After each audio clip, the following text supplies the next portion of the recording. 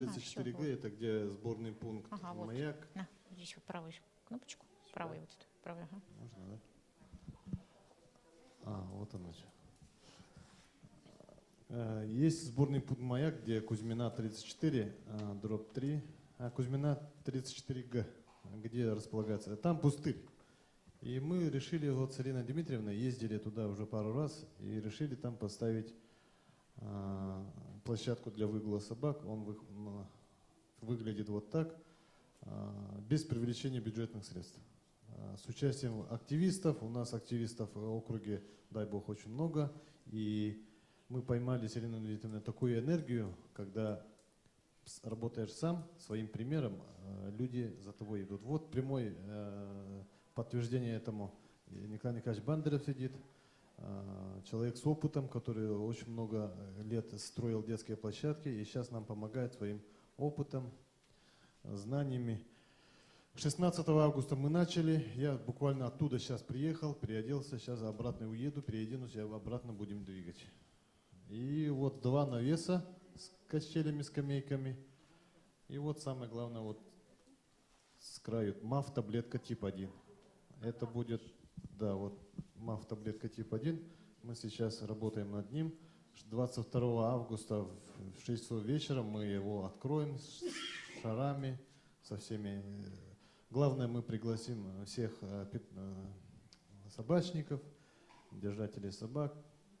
И вот показываем. Как раз было очень дождливое время. Вот Александр Владимирович сидит, вот заместитель руководителя Гагаринского округа.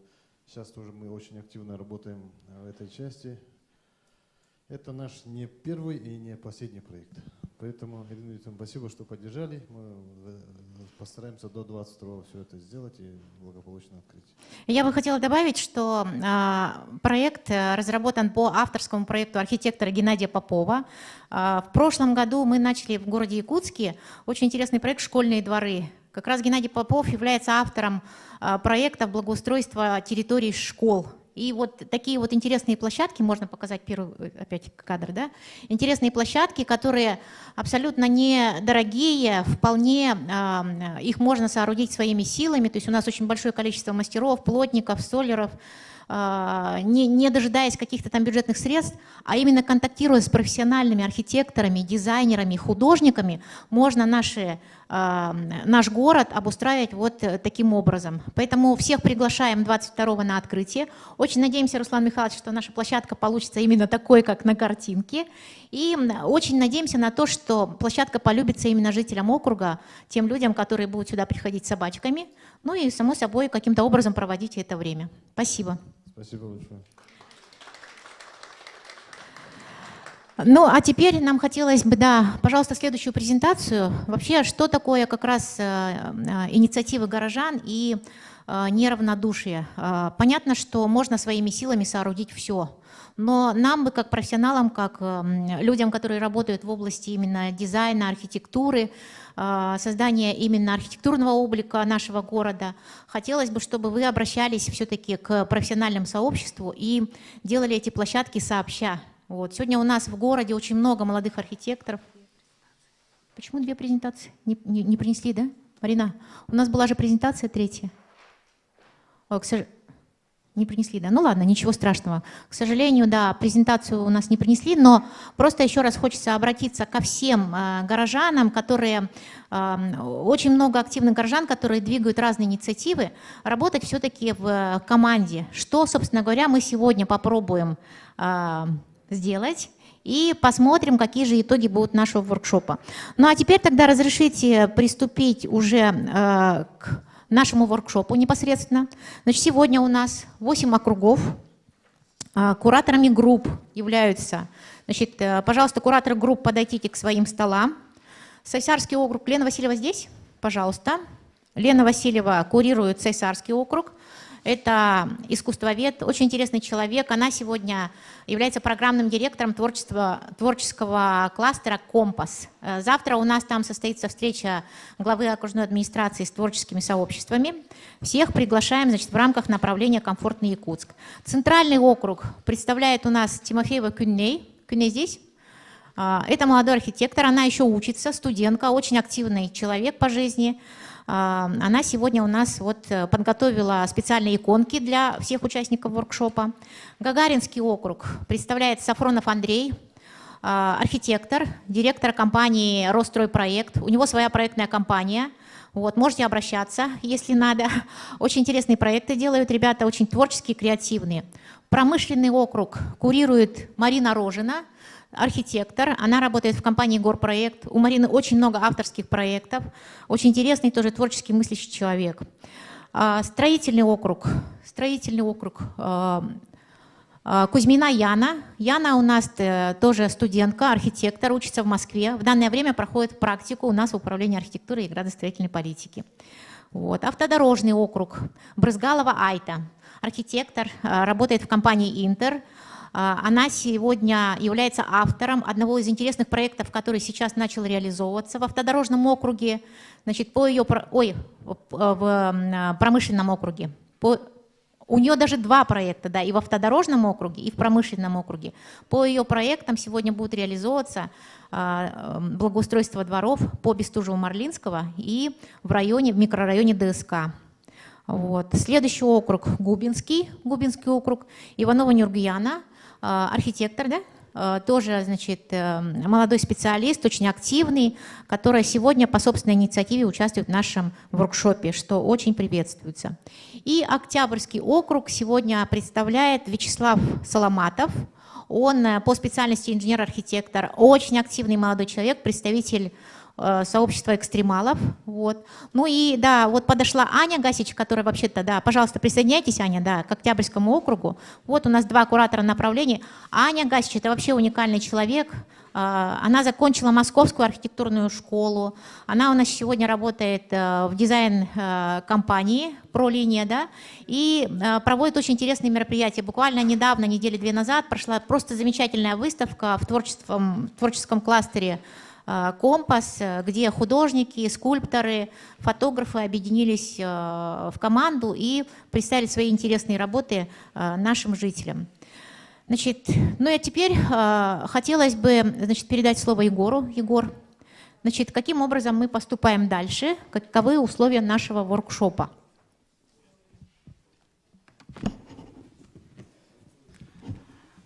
Хорошо.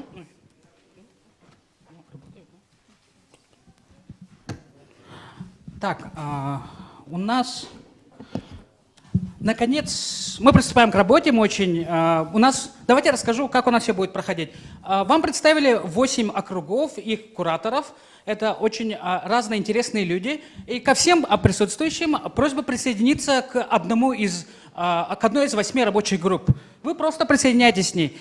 Который вам нравится, человек вам нравится, вы живете в этом округе, вы хотите что-то реализовать конкретно где-то, да?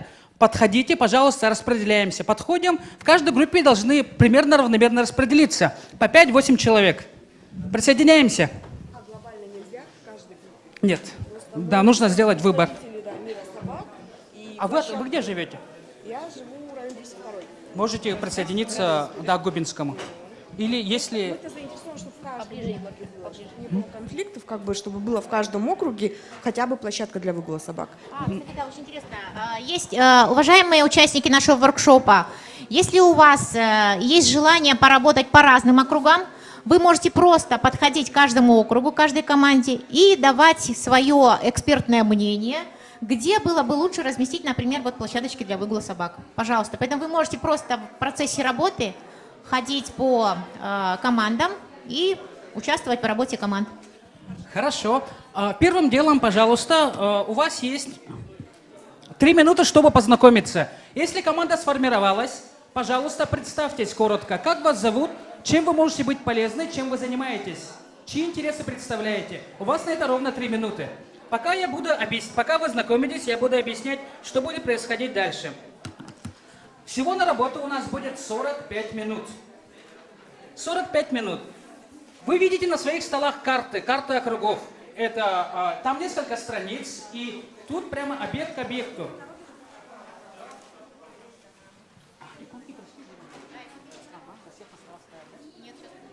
Вам сейчас раздадут иконки объектов. Вам нужно будет в течение 15 минут проанализировать карту, посмотреть, познакомиться с картой и отметить там иконками, специальными иконками общественного места, где вы что вы хотели разместить. Это может быть собачья площадка, это может быть парк, это может быть сквер, это может быть любой объект. Если иконок, которые вашу идею не выражают, не хватает, просто берите маркеры и рисуйте на картах прямо. Отметьте там, что здесь хотите сквер, здесь хотите велодорожку, другие какие-то объекты, которые вам нужны. Дальше, через 15 минут у нас будет 20 минут на разработку приоритетного проекта. Из всех объектов, которые вы отметите на карте, вам нужно будет выбрать один единственный объект и подготовить о нем презентацию. То есть начать, например, вы решили, что вам нужен сквер. И вы начинаете продумать, что там должно быть, какое озеленение, какие объекты должны быть. Какие там объекты должны находиться? Отмечание объектов. Также у вас на столах есть реестры. Реестры уже выявленных объектов для развития. Реестры подготовлены по округам. Если у вас возникают вопросы, пожалуйста, поднимайте руку. Модераторы будут подходить к вам и объяснять. Приступаем к работе. Знакомься с картой. У вас 15 минут. Да? Как насчет финансов? Ну, обычно всегда желания, они не совпадают с финансовыми возможностями. Вот, допустим, мы можем предложить много-много красивого, а если здесь нет бюджета, тогда как это балансировать, сочетать? Здесь к любой нужно сперва наметить цель, да, и к ней двигаться. Мы не гарантируем, что вы придумаете, здесь будет сделано, но мы гарантируем, что что-то да будет сделано. Первый шаг будет сделан в ближайшее время.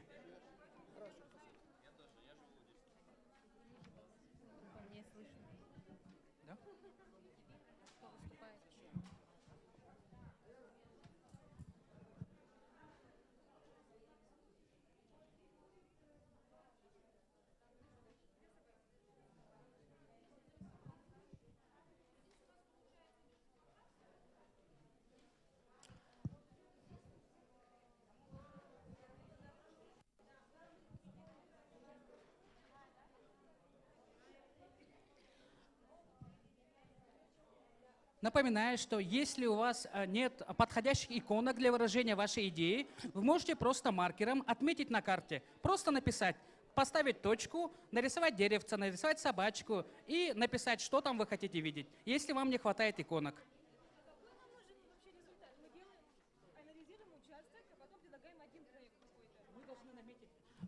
Результат какой должен быть по работе с картой? Вы должны анализировать всю карту и отметить по максимально большое количество объектов, которые вы хотели бы разместить. И в итоге выбрать один, который будем детально разрабатывать. Это иконки, где что? Вы хотите, да. Разместить. Или где находится по факту или... Как вы считаете, что на картах нужно отмечать не только то, что по факту, а что вы хотели бы получить?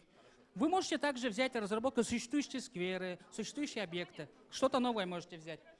Напоминаю, что если у вас есть вопросы, вы можете поднять руку, и модераторы к вам придут и объяснят.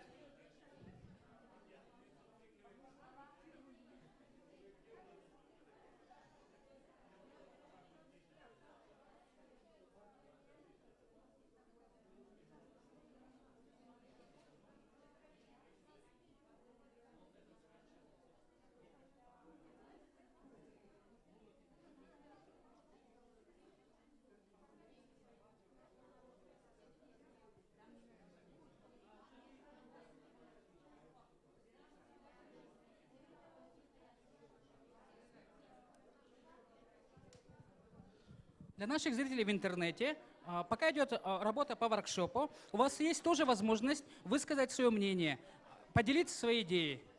Вы можете зайти на портал ekt.ru и по ссылке, по поиску «Комфортный Якутск» найти публикацию и отправить свои идеи. Любые идеи по любым объектам. Вы также можете ознакомиться с этой картой, вы можете ознакомиться с этим реестром. Все эти материалы доступны для скачивания и для дальнейшей работы. На ekt.ru в поиске «Комфортный Якутск». Также на постоянной основе не только во время действия этого форума работает портал OneClick IKT. OneClick IKT.ru – это возможность высказаться о своей идее развития города Якутска 7 дней в неделю, круглый год. Также можете свои высказывать свои идеи на этом портале oneclick.ekt.ru.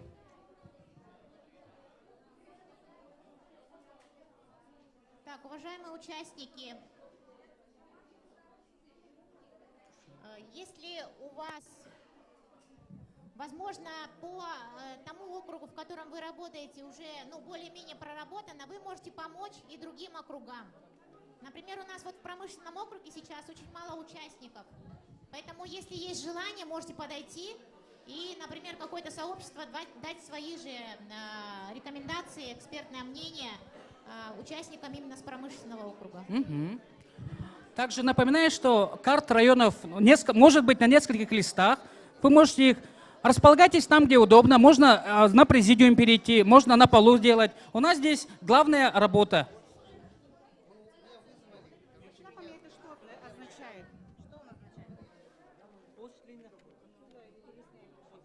Это общественное место, это же с учебника по обществознанию. Это пожилые люди, скорее всего. Да. Это нам раздали. Нет, просто у всех, наверное, одинаково. Вы можете просто отмечать. Просто рисуйте маркерами, если вас не хватает. Да. Вы берите прямо где, отмечайте вот маркерами и пишите. Да, везде, где хотите. Это могут быть дороги. Объекты могут быть как существующие, так и которые вы хотели бы. Это могут быть дворы, это могут быть дороги, это могут быть большие или маленькие проекты. Можете отметить, что хотите здесь клумбу, можете отметить, что хотите 2 километра велодорожек именно по этой дороге. Дайте волю творчеству своему. Посмотрите, вообразите город, который вы хотите увидеть через 5-10 лет. Город, в котором хотите, чтобы жили и росли ваши дети, внуки. Попробуйте наметить это. Сколько угодно. Сколько угодно. Отметок. Это какой округ у нас? Центральный.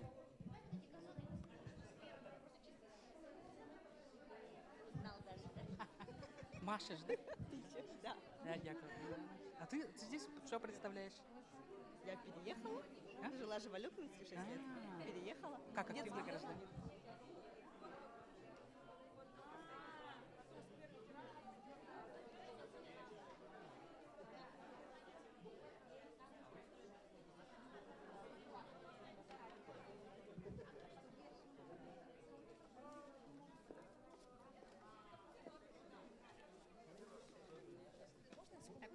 Итак, у нас остается 10 минут, да, насколько я понимаю?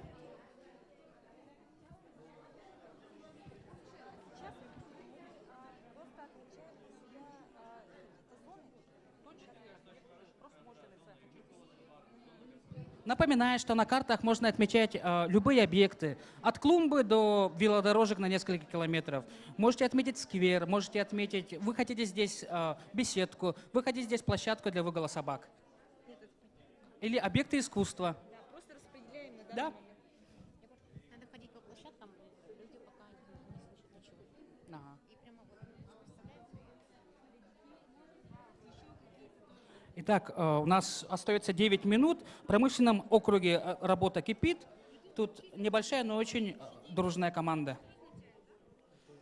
Я вам предлагаю просто брать маркер и рисовать, не клеить. Просто рисуйте те объекты, которые хотите видеть, потому что сложно разобраться с этими иконками. Хорошо? Да? Прямо в связке с оператором. Давайте рисовать. Хорошо. Губинский округ. У нас очень много идей, вот мы Отлично. ведем. Ага. У вас работа кипит, не буду вам отвлекать, не буду вас отвлекать. Хорошо. Здесь у нас, какой это у нас округ? Автодорожный. Автодорожный округ. Ага, тут уже вы отмечаете, вы решили рисовать? Да. Отлично, да. Можно с этими иконками не таскаться и прямо рисовать. Прекрасно. Вы же сколько объектов отметили? Но у нас пока каток, велодорожка и пару скверов пока, но еще мы добавим. Каток есть. 2 катка у нас. Здорово. Да. Здорово. Хорошо. Итак, это у нас какой округ? Строительный округ. О, сколько у вас объектов. Кто-нибудь сможет прокомментировать, что вы уже сделали? Вот предлагают провести велодорожку по улице Дзержинского. Да. И по городскому каналу вот обязательно устроить пространство для мамочек молодых. Прекрасно. Вы можете также, напоминать, взять маркеры и просто свободно рисовать. Да, что хотите, где велодорожки, объекты, деревца нарисуйте, обозначая сквер. Можете обозначить велодорожку или что-то. Итак, это мой родной Сосярский округ. И что же в Сосярском округе? Лена, прокомментируй. Так, ну, мы сейчас работаем, сейчас больше концентрируемся на озере пока что, потому что озеро, естественно, это концентрация всей активности Сосярского округа, но также учитываем то, что у нас есть отличная площадка по улице Ильминской, которая сейчас работает как общественное пространство, но можем трансформировать его в более такой, функциональную площадку. Вот, и сейчас активно думаем над спортивными площадками. Отлично, здорово, что здесь якорный проект, это озеро Сосяра. Напоминаю, что вы можете просто рисовать маркерами, отмечать, что вы хотите видеть. Если с карточками слишком мелко и они непонятные, просто маркеры, просто рисуйте, отмечайте объекты и можете прямо писать «хочу сквер», сделать стрелочку. Сосярский округ работает. Гагаринский округ живо обсуждает. Прокомментируйте, что вы Ну, обсуждаете. у нас получается где-то порядка 14 мест общественных открытого пространства, да, и они будут охватывать у нас все слои жителей. То есть у нас здесь есть и спортивные площадки, площадки для выгула собак, для дрессировки собак, скверы внутриквартальные несколько штук, маленькие скверики. Вот. Потом есть скверы достаточно большие, то есть существующий сквер Гагарина. И у нас новшество, мы собираемся делать на берегу озера зону для занятий парусными видами спорта для ребятишек. Ух ты, здорово, как много объектов. Хорошо, продолжаем работать. У нас по таймингу остается 5 минут. 5 минут до конца работы с картами. Это у нас центральный округ, тот округ, в котором мы находимся. Кто готов прокомментировать ход работы? Ну, мое пожелание. Вот мой двор, да, Короленко 21/1. У нас здесь большая болотина, прямо болотина. Можно же отсыпать, сделать площадку для выгула собак. Можно даже там не только площадку для собак, можно и для детей. Там очень большое пространство. Вот. А детскую площадку, которая находится около помойки, извините, убрать. Хорошо, отлично. Напоминаю, что можно, да, просто отмечать маркером, не клеить наклеечки и писать, где вы что хотите. Вы можете взять маркер, ручки возьмите и возьмите эти объекты, рисуйте. Их может быть какое угодно количество. Отлично, уже есть проект. Итак, здесь у нас какой округ? Октябрьский округ. Кто сможет прокомментировать? Мы сейчас занимаемся анализом участка и разговариваем с людьми, которыми тут живут. В том числе и мы здесь живем. И поэтому знаем проблемы и слабые места этого района. Хорошо, отлично, не буду вас отвлекать. У нас мало времени остается. У нас остается 4 минуты. 4 минуты, здорово. Очень активная работа идет.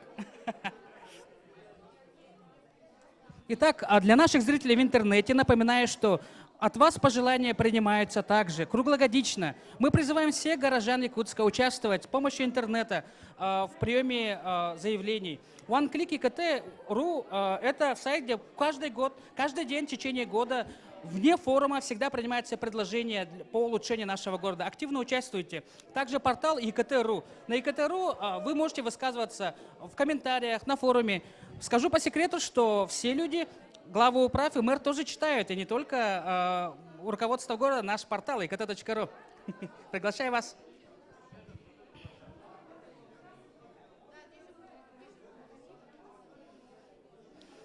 Итак, вносим последние штрихи на карту. 3 минуты осталось. 3 минуты. У нас строгий тайминг.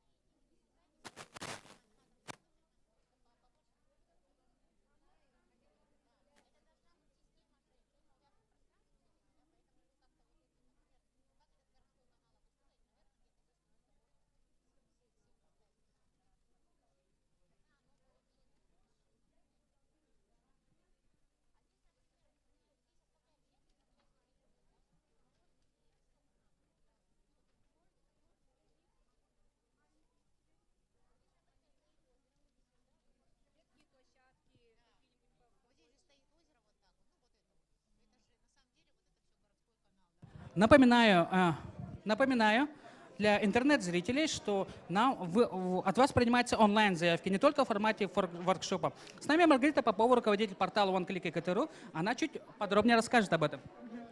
Добрый день, наши уважаемые зрители, наши участники воркшопа. Да, действительно, этот проект у нас происходит в рамках форума неравнодушных граждан. И как остальные площадки, зрители сейчас не только следите за трансляцией, но и задавайте активно вопросы, различные комментарии, предложения мы принимаем. Трансляция идет на сайте ekt.ru, oneclickyakutsк.ru и esia.ru. Так что мы ждем активно ваших предложений. Хорошо, спасибо, Маргарита. Итак, завершаем работу. Осталась 1 минута. 1 минута. Вносим последнее предложение в проекты. 1 минута остается. И потом просьба через 1 минуту поднять ваши маркеры, поднять ваши руки. 1 минута до конца работы с картами. Уважаемые участники, просьба остановить работу по картам, да. И у нас сейчас мы приступаем ко второму этапу, поэтому... Итак, заканчивается этап работы с картами. Просьба всех прекратить работу и поднять руки. Руки подняли, одну руку подняли. Кто здесь самый активный гражданин? Руку подняли, руку подняли. Хорошо, хорошо, отлично. Итак, мы переходим к следующему этапу работы. Вы провели замечательную работу, все 8 групп. У вас на столах карты, на которых есть проекты отмечены. Вы высказали свои идеи по улучшению городского пространства. Здорово. Теперь вам нужно в течение следующих 20 минут выбрать один единственный объект, прийти к соглашению, какой объект является ключевым. Убедите друг друга, выберите самый ключевой проект и проработайте его более тщательно. У вас на столах лежат листы бумаги. Листы бумаги белые, либо под столом, либо на столе должны быть большие типа ватмана. Да, для флипчарта. И вам нужно в рамках одного листа расписать, нарисовать, визуализировать тот проект, который вы хотите реализовать. На какие вопросы вы должны ответить на этом листе? Что это за место? Что там должно быть? Для кого это место? И что они будут там делать? Хорошо? Итак, начинаем. Сперва выбираем один приоритетный проект и разрабатываем его более детально и подробно. Хорошо? Итак, начинаем. У вас ровно 20 минут до 16:00. 20 минут. Приступаем. Мы уже готовы. Но у нас на одной улице несколько проектов. Возможно?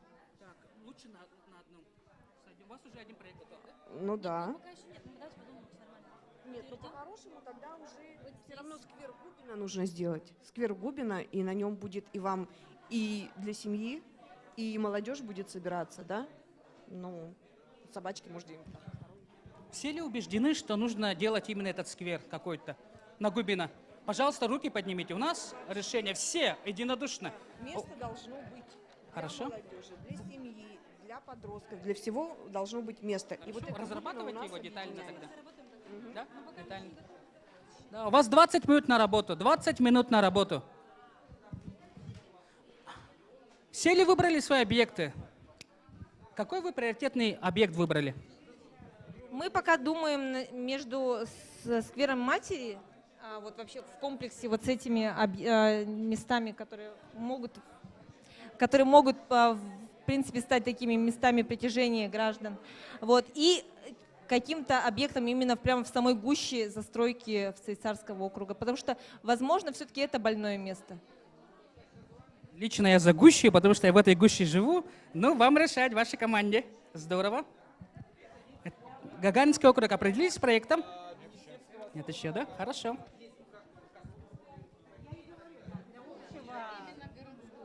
И там же молодежь вот сидит, читает. Среди каких проектов вы выбираете?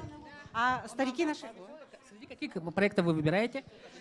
Мы еще пока в очень таком споре находимся, но все-таки мы немножко вот уже приостановились на зоне отдыха для горожан. Это будет лужайка, огромная лужайка, поляна, травы для уединения с природой, чтобы там была тишина. Это вдалеке чуть-чуть от города. И мы выбрали зеленый луг. Да, да. Отлично, отлично, здорово.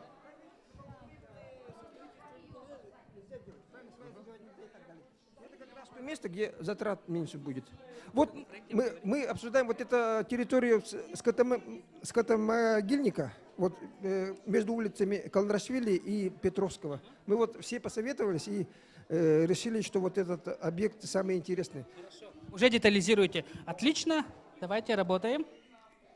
А в промышленном округе какой объект вы выбрали? Давайте покажем. Давайте покажем здесь. По улице Кальвица, где есть Орулум. Где есть Айгуль. Вот рядышком же есть озеро. Улурумол. Да, Улурумол. Тут есть канал. И мы его хотим превратить в велодорожку.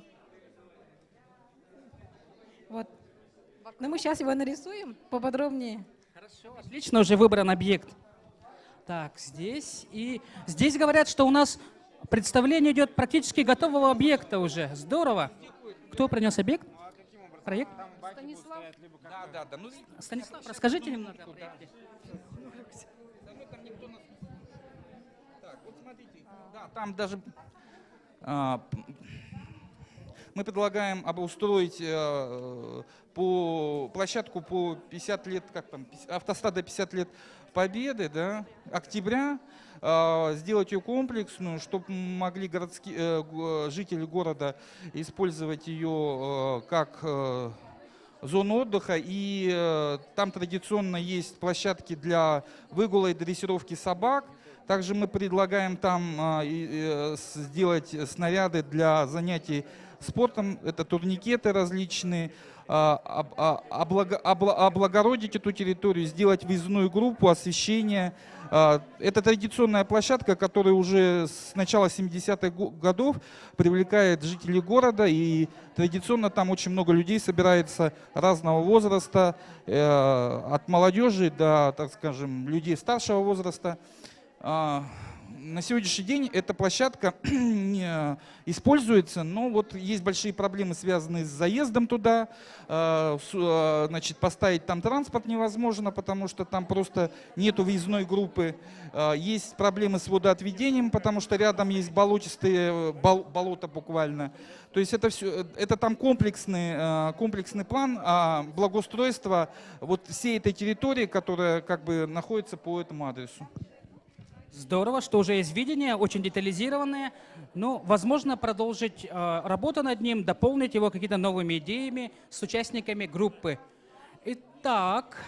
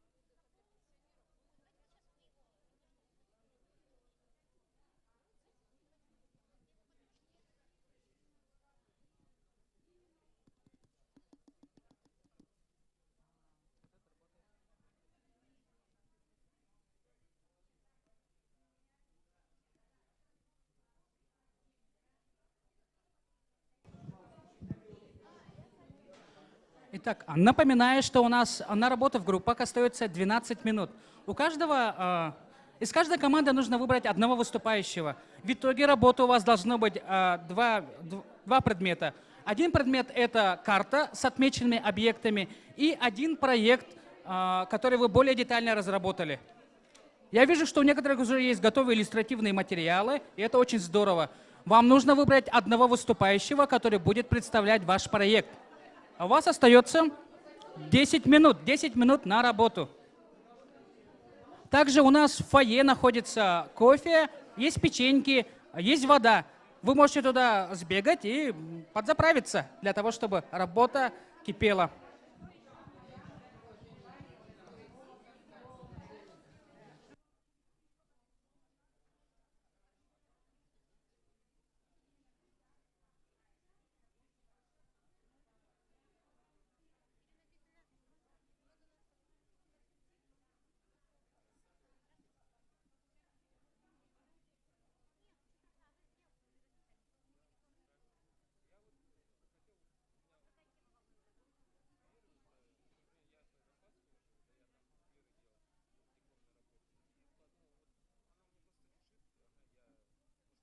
К нам присоединился Николай Николаевич, житель Гагаринского округа, как я понимаю. У него есть интересные идеи для развития этого района, города Якутска, для людей пожилого возраста.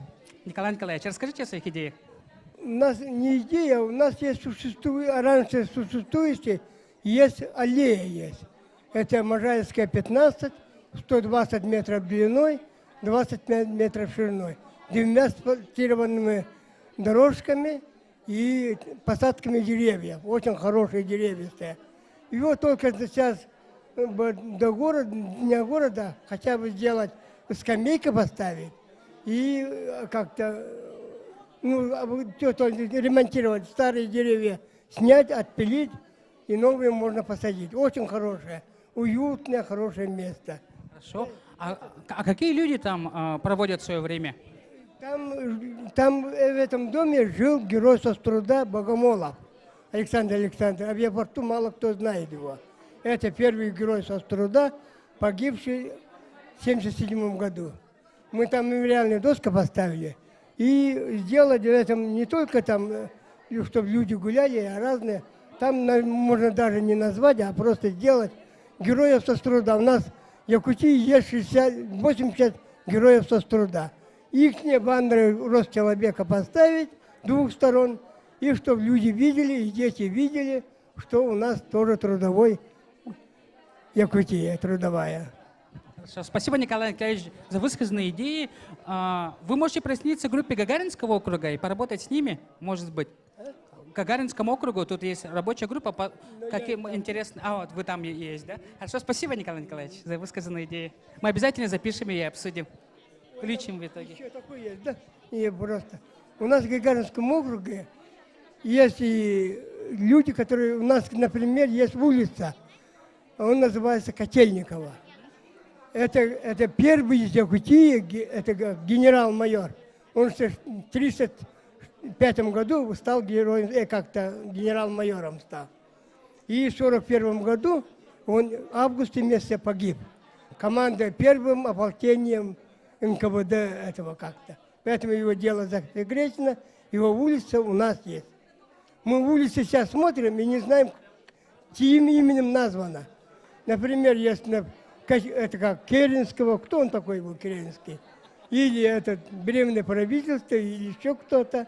Есть вот Котельникова, многие думают, кто такой Котельников?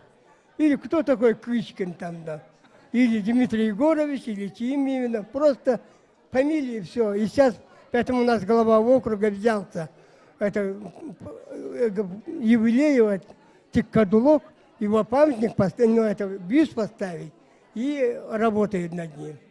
Например, Тиккадулок никто не знает, кто такой был Тиккадулок.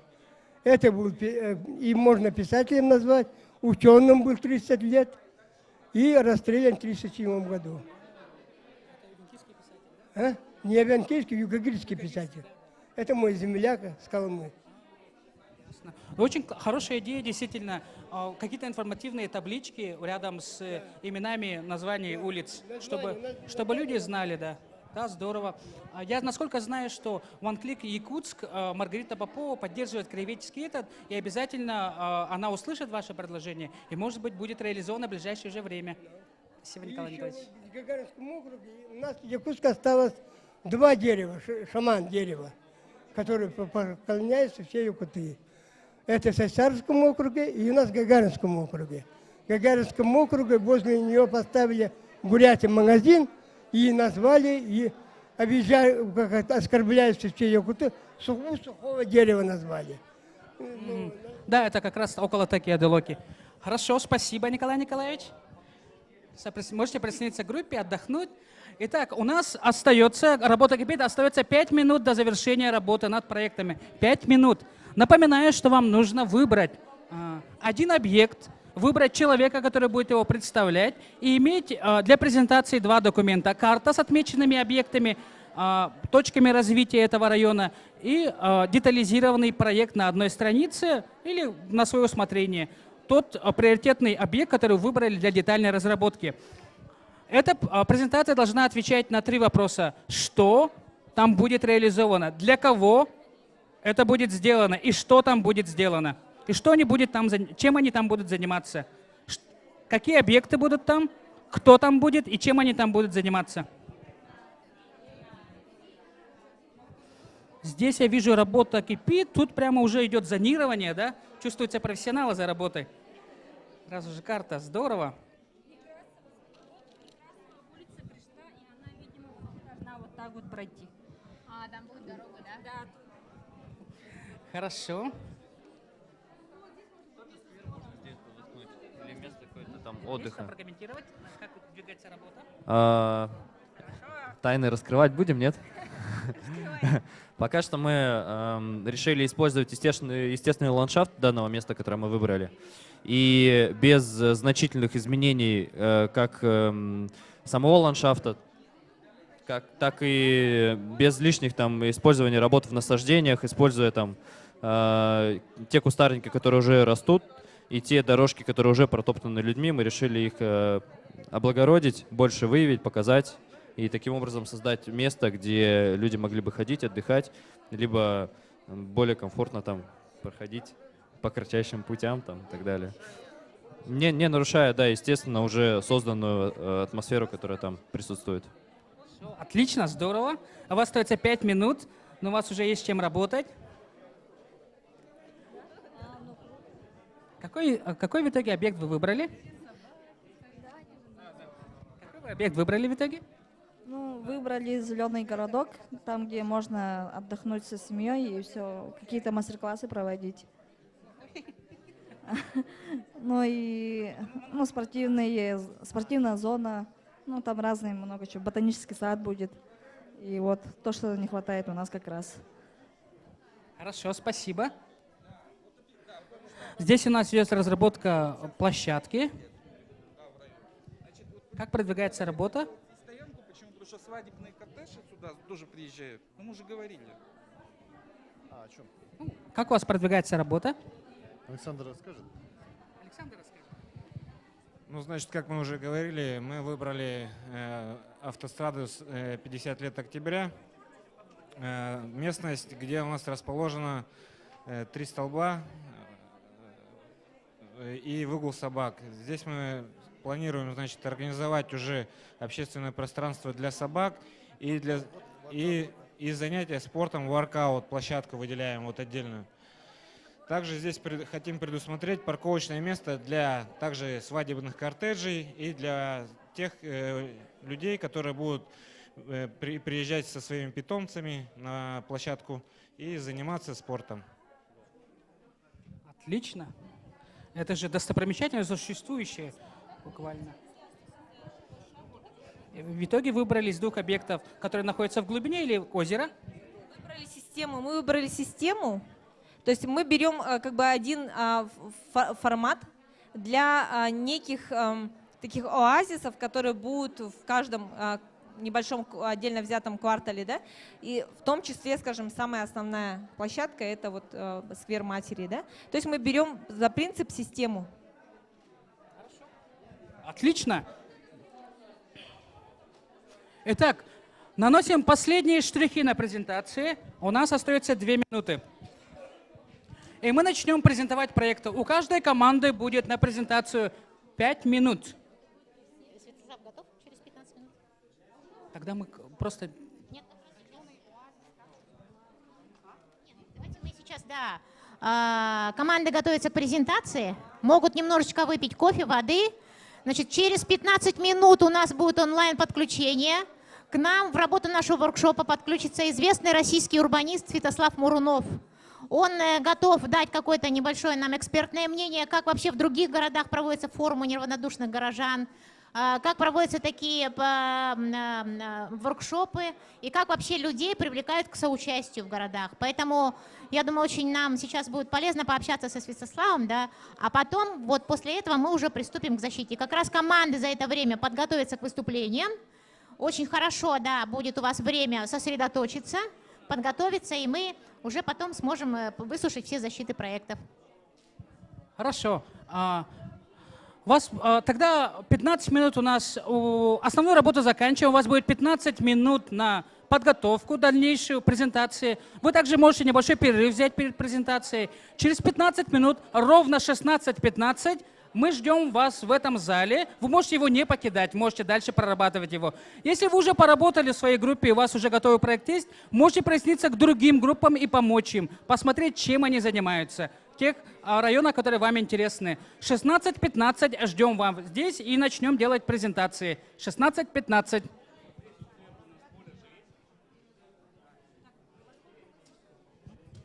В 16:15 начинается, мы познакомимся с Святославом Муруновым, представителем сети центров урбанистики, и потом начнем презентацию. У каждой команды будет по 5 минут. По 5 минут на презентацию. 2 человека держат карту, 1 рассказывает.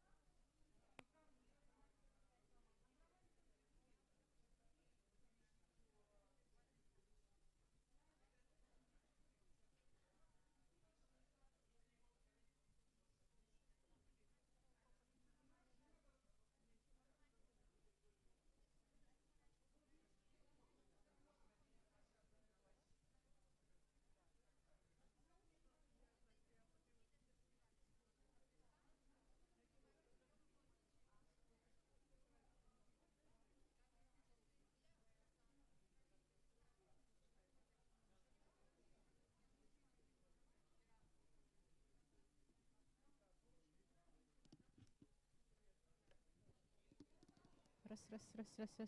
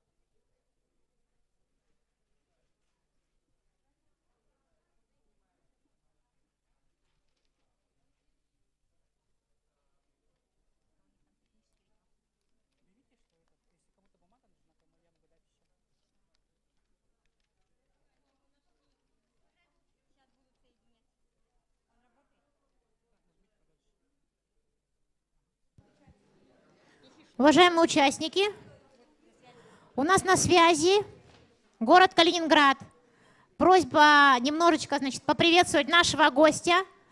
Сегодня с нами на воркшопе Святослав Мурунов, человек, который двигает по всей России понятие неравнодушных горожан, человек, по методологии которого мы сегодня с вами собрались и проводим наш воркшоп. Здравствуйте, Святослав. Здравствуйте, Ирина, здравствуйте, Якутск. Так, у нас пока звук, да? Сейчас звук появится.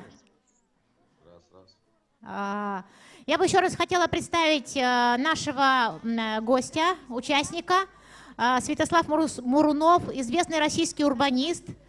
Благодаря ему сегодня во многих городах неравнодушные горожане поднимаются, объединяются в разные сообщества и делают очень интересные вещи, благоустраивают свои дворы, благоустраивают общественные пространства. Именно от нас, от того, какими мы, сами жители городов являемся, зависит то, как выглядит наш город. И именно Святослав — человек, который вот эти направления продвигает. Раз, Святослав. Раз, меня слышно? О, все, отлично.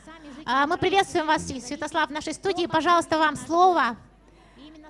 Ну, во-первых, приветствую, Ирина, очень рад вас видеть. Приветствую, Якутск, всем участникам воркшопа большое доброе утро из Калининграда. Мы здесь тоже через несколько часов начинаем воркшоп по городским исследованиям. И если меня хорошо слышно, я готов кратко рассказать, ответить на те вопросы, которые вы мне прислали. Да, вас отлично слышно. Мы с интересом, послушаем, что нам расскажет Святослав. Пожалуйста.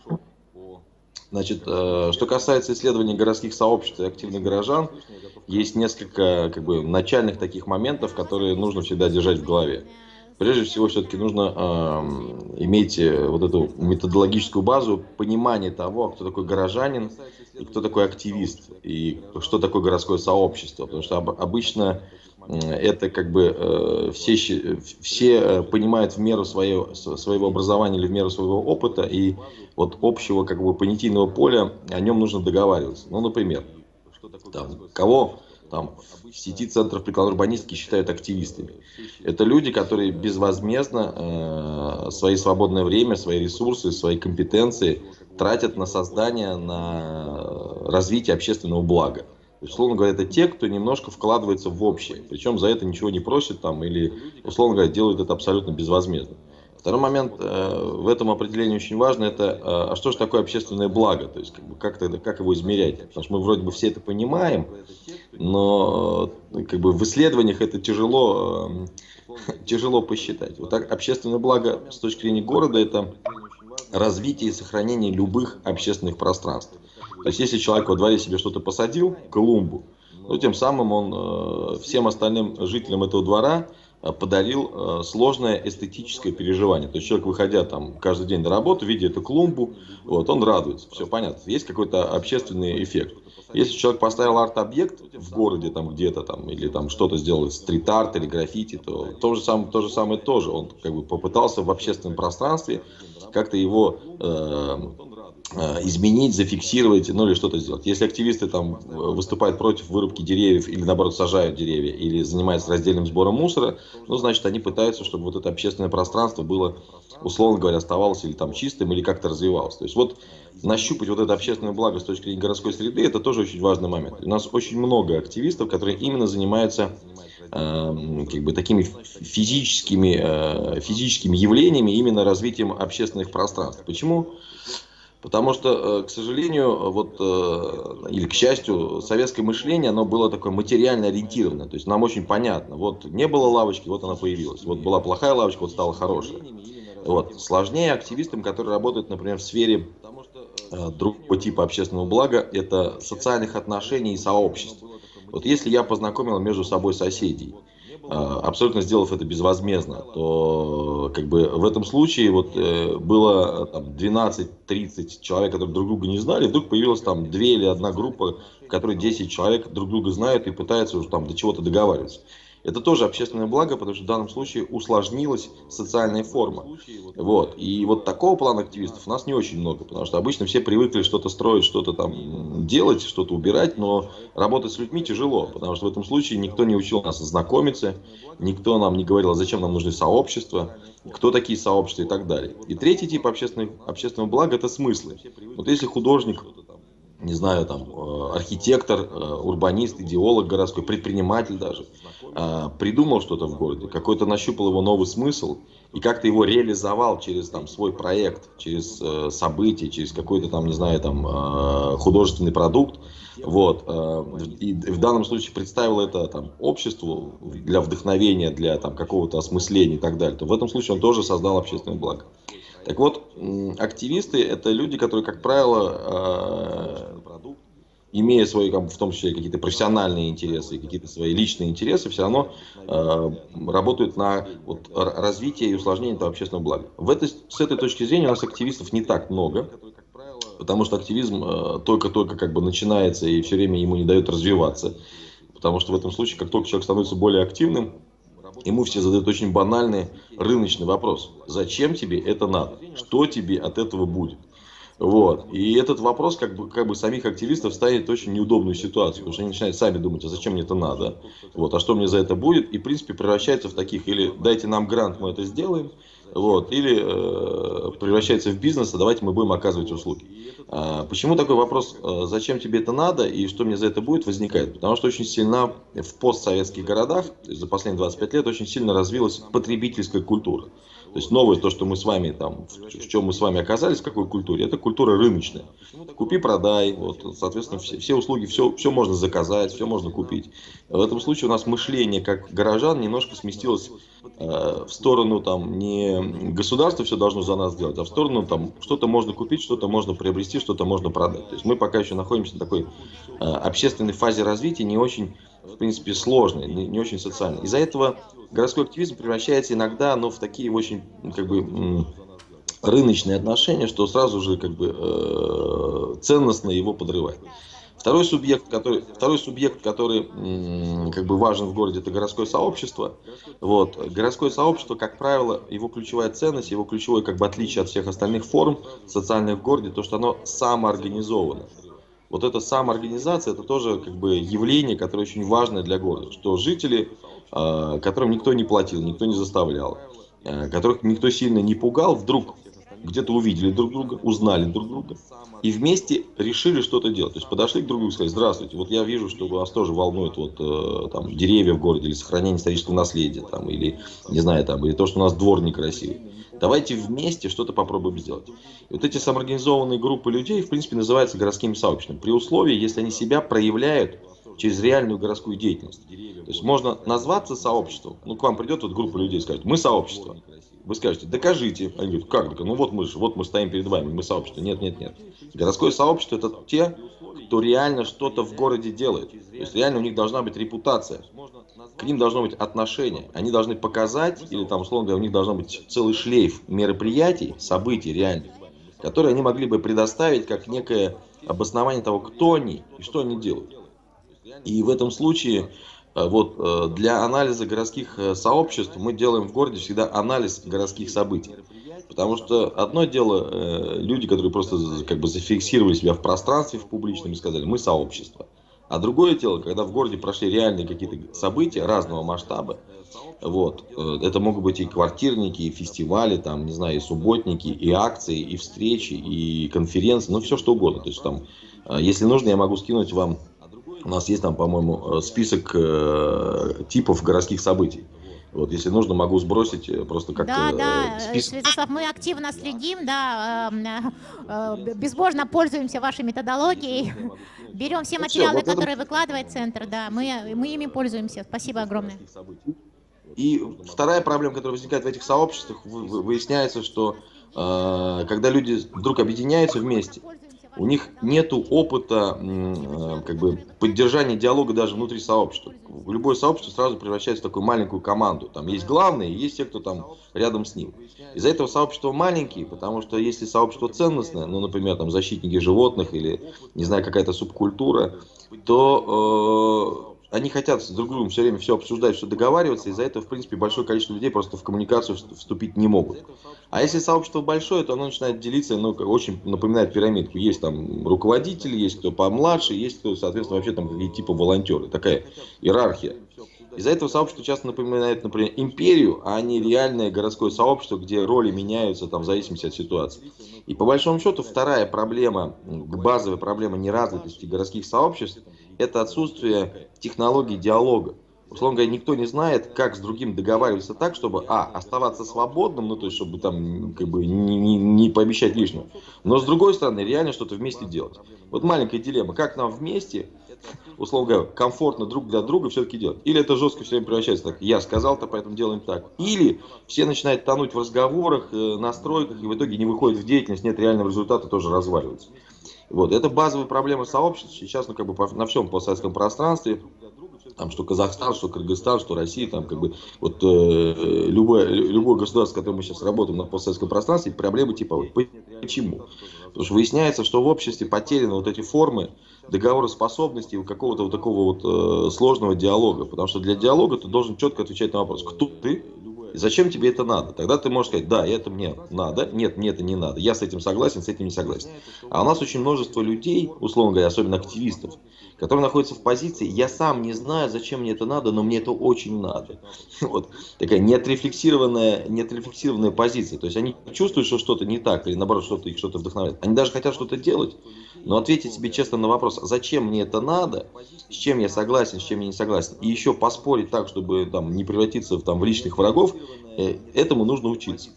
По факту, как бы, этому можно научиться у тех, кто уже это владеет. Ну, например, если в городе есть активные городские сообщества разного толка, ну, не знаю, там, философский клуб, какие-то, может быть, культурные какие-то группы, что-то еще, вот эти культурные группы, вот эти состоявшиеся городские активисты, в принципе, могли бы свой опыт передавать всем остальным горожанам, вот, которые являются спящими, там, или которые не знают, что такое город и так далее. Через какие формы передавать? Конечно же, через формы, где можно вживую посмотреть, что такое активизм. То есть не вот методичка хороша для специалистов, а для работы с жителями нужны прямо вот такие форматы, где бы они видели, оказывается, можно там спорить, разговаривать и что-то делать вместе, и не превращаясь там как бы в какие-то позиции. То есть вот почему у нас один из самых таких эффективных сейчас инструментов развития городов, это такая простая городская мастерская. В сквере, во дворе встает деревянная конструкция без стен, в которой можно пилить, строгать, общаться, спорить, смотреть кино, там, танцевать, сажать деревья, там, играть с детьми. И в формате такой творческой мастерской нету главных, есть разные специальности, разные компетенции, происходит знакомство жителей, формирование как бы, городского исследования, кто как ходит, кто пользуется, кто не пользуется и почему, история места. плюс обучение там всех каким-то именно социальным навыкам, как слышать, как обсуждать идею, как коммуницировать, как вступать в деятельность. И мастерская уезжает, а сообщество остается. В этом случае для постсоветского города нужно опускаться, ну, в хорошем смысле, нужно начинать с очень таких базовых вообще каких-то городских проектов. Вот. Плюс еще очень важно, что сейчас как бы вот эти городские сообщества, эти городские активисты, ну как бы не очень жизнеспособны в том плане, что у них в городе нет своей инфраструктуры. Вот нету удобных городских пространств со свободным регламентом, которые могли бы стать штабом, то есть местом встречи городского сообщества, и сценой, местом проявления городского сообщества. Ни штаба, ни сцены. Из-за этого сообщества помыкаются, потыкаются и, соответственно, распадаются или уходят все время в интернет.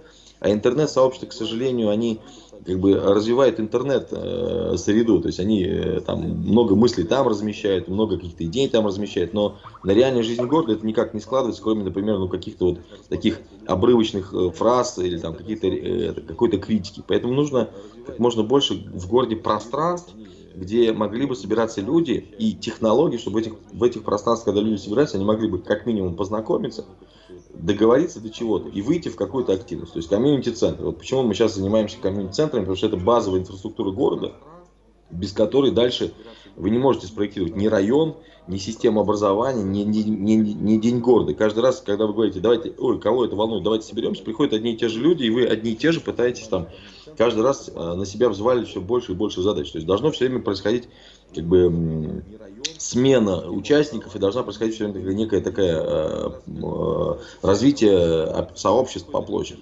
Ну и последний момент, это связано с тем, что для исследования городских сообществ самым важным способом является вовлечение. То есть фактически как бы невозможно как бы исследовать то, что очень слабо проявлено в городе. Самый лучший способ изучить – это вместе что-то сделать. Но и как вовлекать городские сообщества в какие-либо городские процессы, это тоже такая сейчас проблема, которая учатся там и мэры моногородов, там, и федеральные чиновники. Она звучит в том, чтобы не делать все самому. Условно говоря, единственная позиция, как можно вовлечь другого человека, это не приходить к нему с готовым решением и проектом. Даже если ты знаешь, как эту проблему решать, или у тебя есть профессиональные компетенции и так далее. А прийти к нему с вопросом.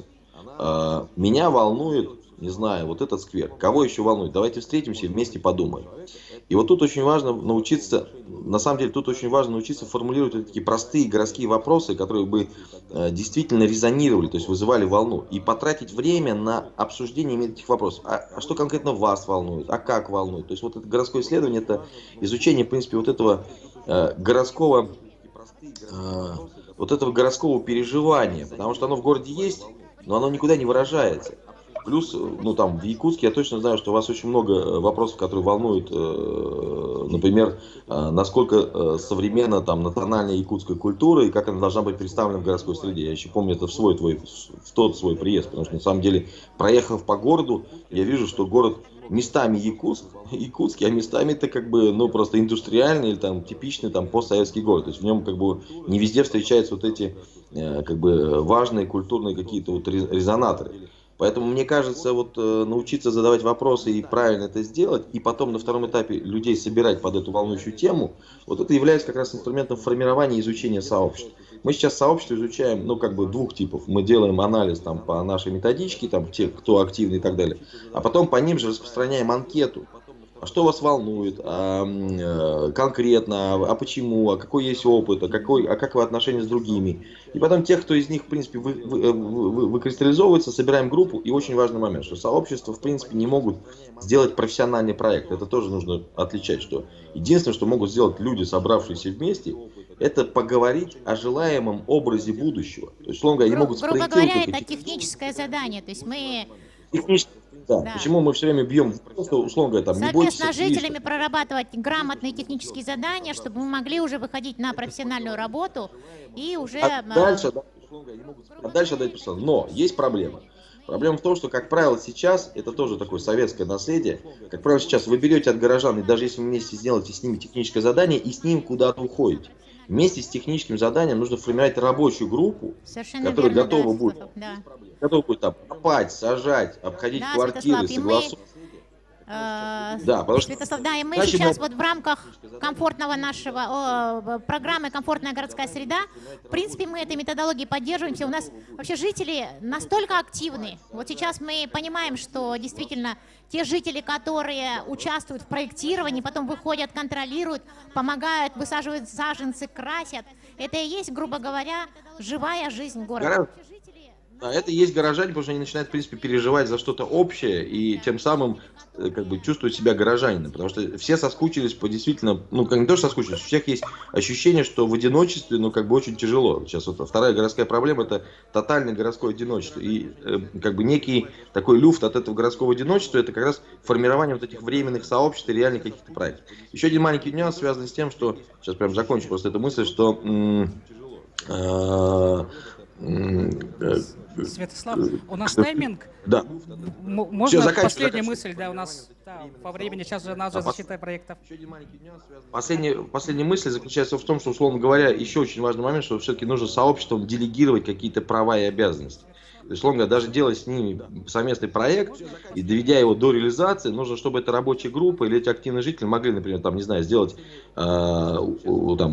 стать частью общественного совета по этой территории, там, или какой-то бизнес там свой организовать, что-то еще. То есть, условно говоря, они должны выйти в другую деятельность, тем самым усложниться. И вот если вот этих 3 этапов не будет, то на каком-то этапе мы опять будем терять этих активистов и не формировать эти сообщества. Ну и очень важный момент, что все это должно быть идти вне политики, потому что, к сожалению, люди очень боятся политики, реально, ну, в смысле, вот это, как бы, городской политики, потому что для слова для них депутат, партия, все, сразу, они как бы сразу понимают, что это как бы будет очень безумная трата времени, и сразу от этого отвалится. То есть нужно начинать вне политики, а на какой-то культурных платформах. Я все. Отлично. Поблагодарим Свята, передадим ему привет Калининград. Большое спасибо, Свят. Удачи и путь. Было приятно вас всех видеть. Пока-пока. Итак, мы начинаем защиту наших проектов. Итак, заканчиваем наши проекты. Поднимаем руки, люди, которые хотят жить в классном Якутске, в классном комфортном Якутске. Подняли руки, кто хочет жить? Пока-пока. Все, заканчиваем работу, все поднимаем руки, кто хочет жить. Все, заканчиваем работать и тишина. Итак, каждый выбрал себе команду, выступающего. Каждая команда выбрала себе выступающего. Кто из вашей команды выступает? Кто из вашей команды выступает? Кто из вашей команды выступает? Кто из вашей команды выступает? Акулина, кто из вашей команды выступает? Кто из вашей команды выступает? Кто из вашей команды выступает? Хорошо. Кто из вашей команды выступает? Можешь. Да. Модератор тоже может выступать, если по желанию. Итак, напоминаю, что у вас должно быть. У вас должна быть одна карта. К сожалению, у нас один флипчарт, поэтому 2 человека будут держать карту. Да? Один человек, те, кто вы выбрали, рассказывает о карте. Сперва о карте и потом о своем проекте. Проекты крепим на флипчарт. Можно попросить флипчарт? Ну, сейчас мы пойдем по часовой стрелке. Начнем с вашего проекта. Хорошо, давайте. На каждое выступление 5 минут. 5 минут на каждое выступление.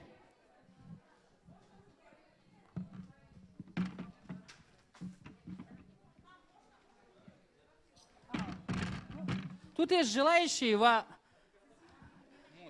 Ну, давайте пусть выступят. Они прямо рвутся в бой тогда, да? Хорошо? Итак, просьба всем уделять внимание проектам. Мы закончили работу. По своим проектам. И теперь внимательно слушаем представление. Уважаем друг друга. А сюда может быть, да? Давайте в центр.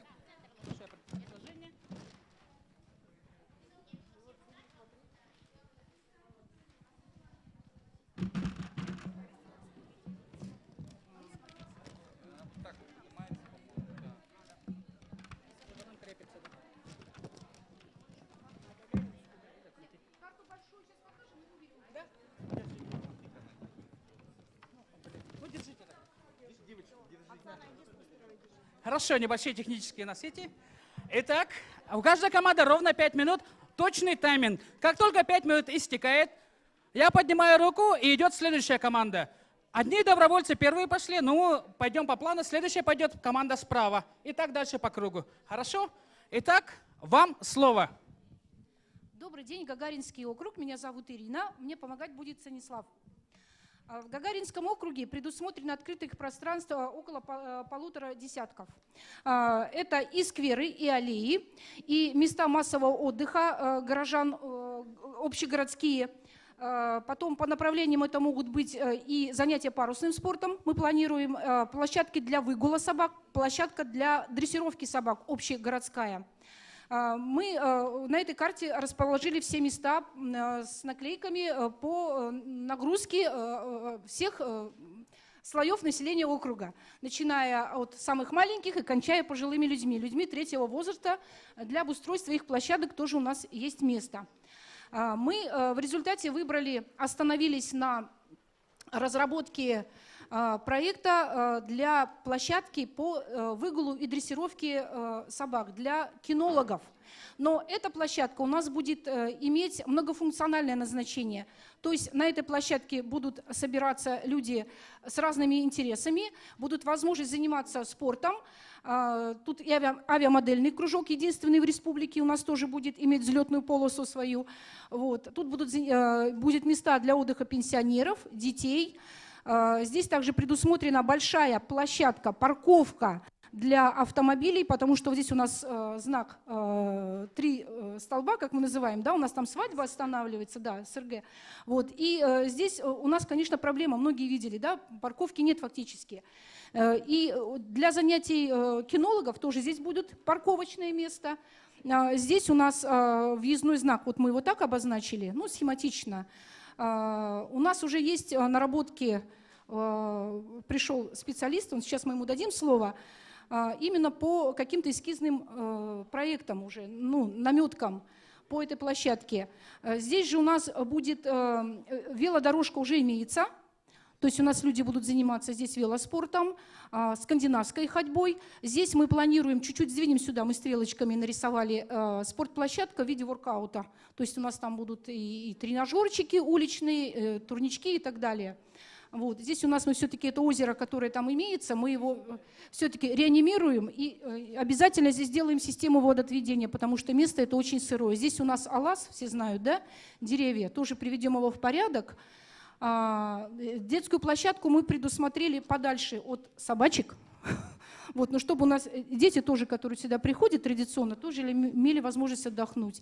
И место отдыха для людей третьего возраста, которые либо проживают здесь неподалеку, у нас есть частный сектор, либо приезжают сюда отдохнуть, потому что это традиционное место отдыха. Многие видели, что люди у нас сюда приезжают постоянно и массово отдыхают на этом аласе. Вот. И очень бы хотелось обустроить это место цивилизованно, современно, чтобы не выглядело это, как сейчас, разбитая в прах дорога, там даже дорогу не назовешь, да, месиво из глины. Ну, вот таким образом мы себе видим. Я предоставляю слово Станиславу, он представится. Да, Станислав Городилов, ответственный секретарь Якутской республиканской ассоциации собаководов. Этот участок используется собаководами с начала 70-х годов. В городе Якутске было две таких площадки. Одна была в парке, и вторая вот это, так сказать, традиционное место занятий спортивно-прикладным собаководством, различными видами дрессировок. Для маленьких собак, для больших собак. У нас в городе занимаются вот каждый год около 700 человек вот только спортивно-прикладным собаководством. Площадка эта огромная, она целевая, то есть она по кадастру именно для этих целей предусмотрена. Там почти 72 сотки. Естественно, здесь мы показали все схематично, потому что невозможно, это надо архитектурное решение делать. Возможность развести, тут главное, как уже сказано, это водоотведение,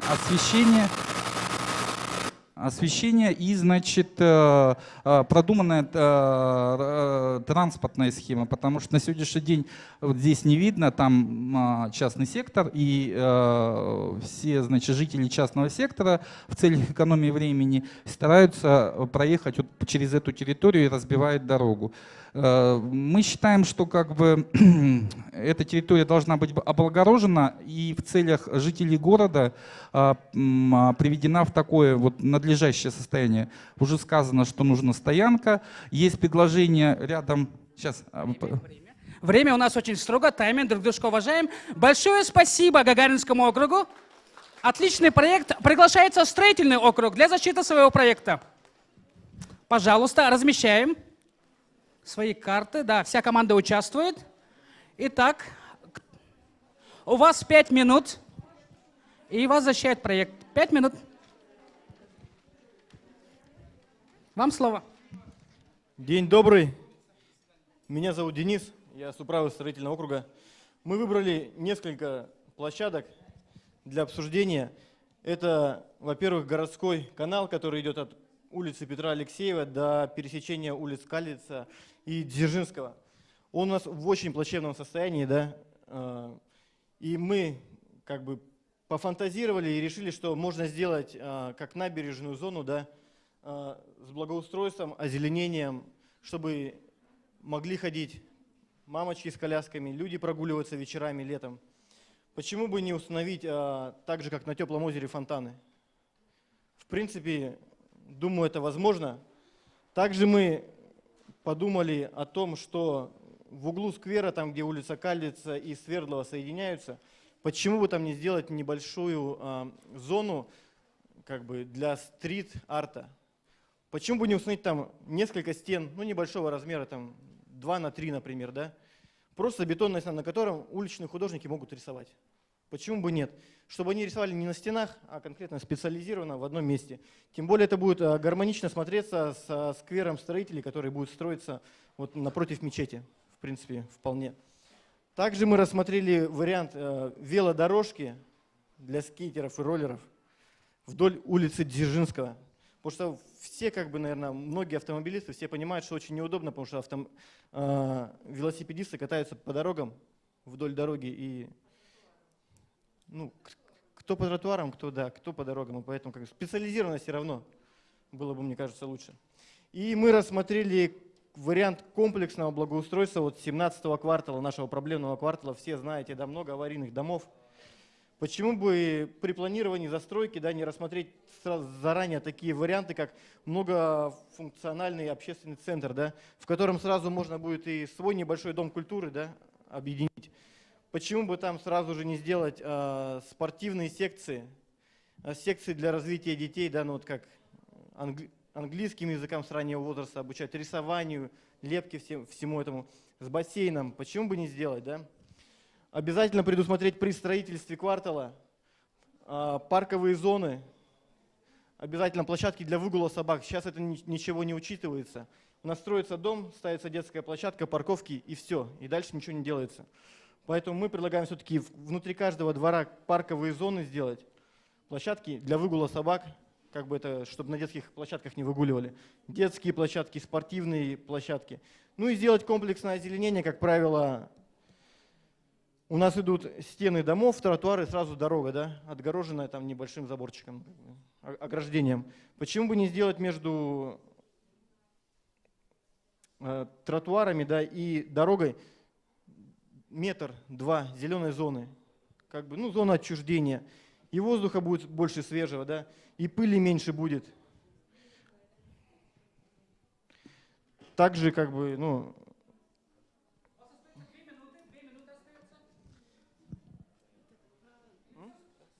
в принципе, все. Кратко. Да, извиняюсь. Самое главное, да. У нас располагается дом-интернат для инвалидов и престарелых, да. Вот почему бы при благоустройстве 17-го квартала нам не сделать сквер какой-то в районе, вот именно на территории, как-то расширить ее, чтобы было где старикам выйти, погулять, да, для отдыха. Той же скандинавской ходьбой, вот у нас говорят, заняться. Почему бы нет? Современные направления. Вот теперь, наверное, точно все. Хорошо, спасибо. Поблагодарим строительный округ и дадим слово автодорожному. Автодорожный округ, пожалуйста. У вас 5 минут, напоминаю. Вам сперва нужно показать карту и потом рассказать о приоритетном проекте, который вы хотите развивать. Вау! Это вы сейчас все сделали? Или вы выполнили домашнюю работу? Итак, кто у вас будет выступать? Хорошо, даю вам слово.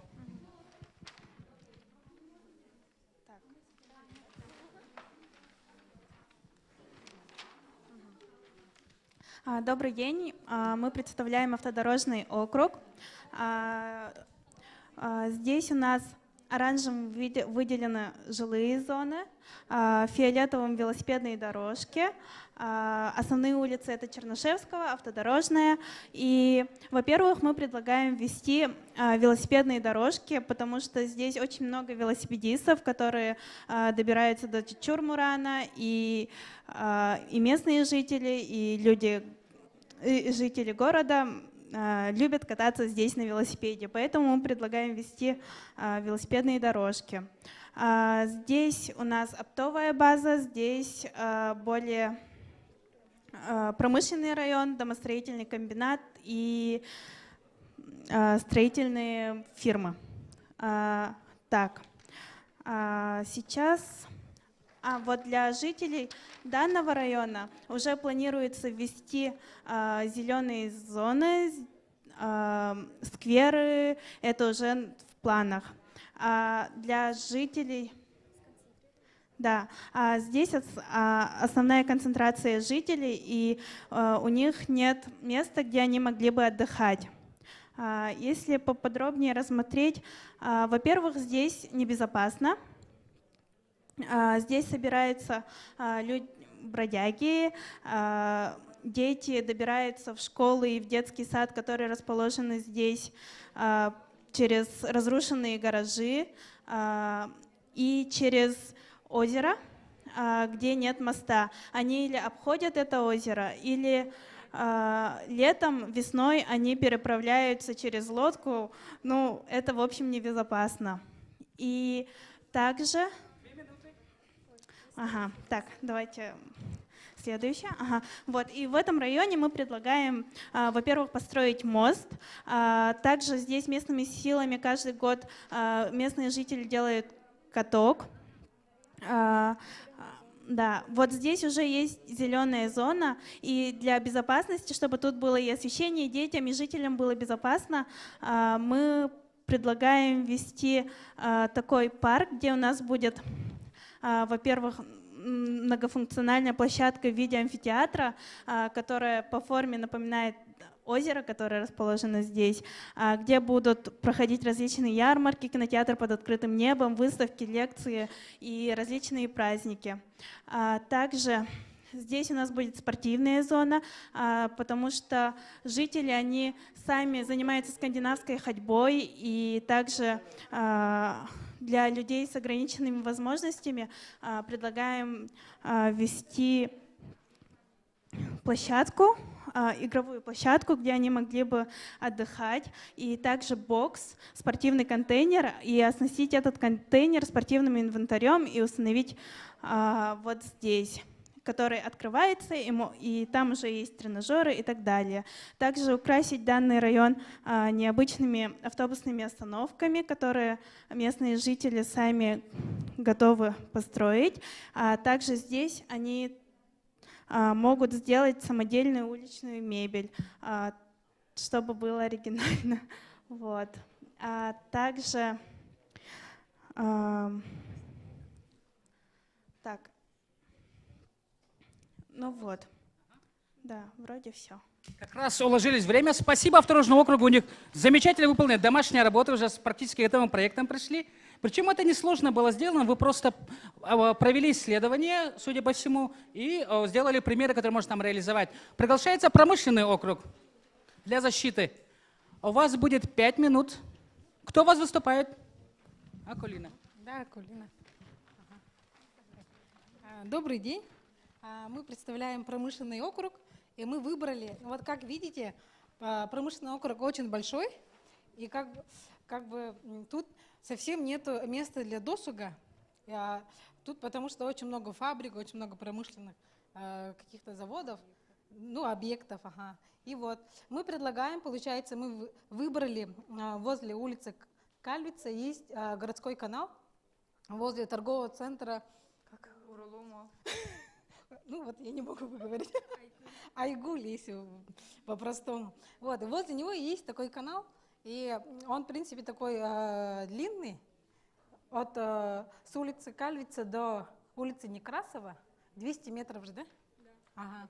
Ну, вот. Так, и вот, собственно, наш проект. Мы его назвали так «Велопарк».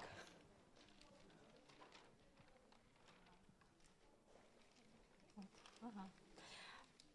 Велопарк, он у нас представляет собой длинную дорожку, велодорожку, плюс зона для беговелов для детей. Вот эта зона. В принципе, есть тут прокат велосипедов. Также есть мастерская. Но также и вот есть зона, получается, самая вот дальняя, это есть зеленая зона, где могут отдохнуть всей семьей. Также есть да, где, зона для мероприятия.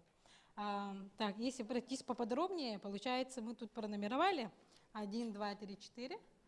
И вот смотрим, допустим, у нас все-таки лето короткое и зима, да? Поэтому мы разделили как-то. Вот, допустим, летом тут активно, конечно, мы все-таки это будут велосипедисты. Возможно, это не какие-то там суперпрофессионалы. Возможно, просто семья с детьми, которые вот могут от центра, кстати, мы сделали это, да? Примерные замеры. Получается, на автобусе могут добраться от центра до промышленного округа от 10 до 20 минут. Потому что тут рядышком есть уже остановка. Получается, это очень даже удобно. И либо на велосипеде также 15 минут.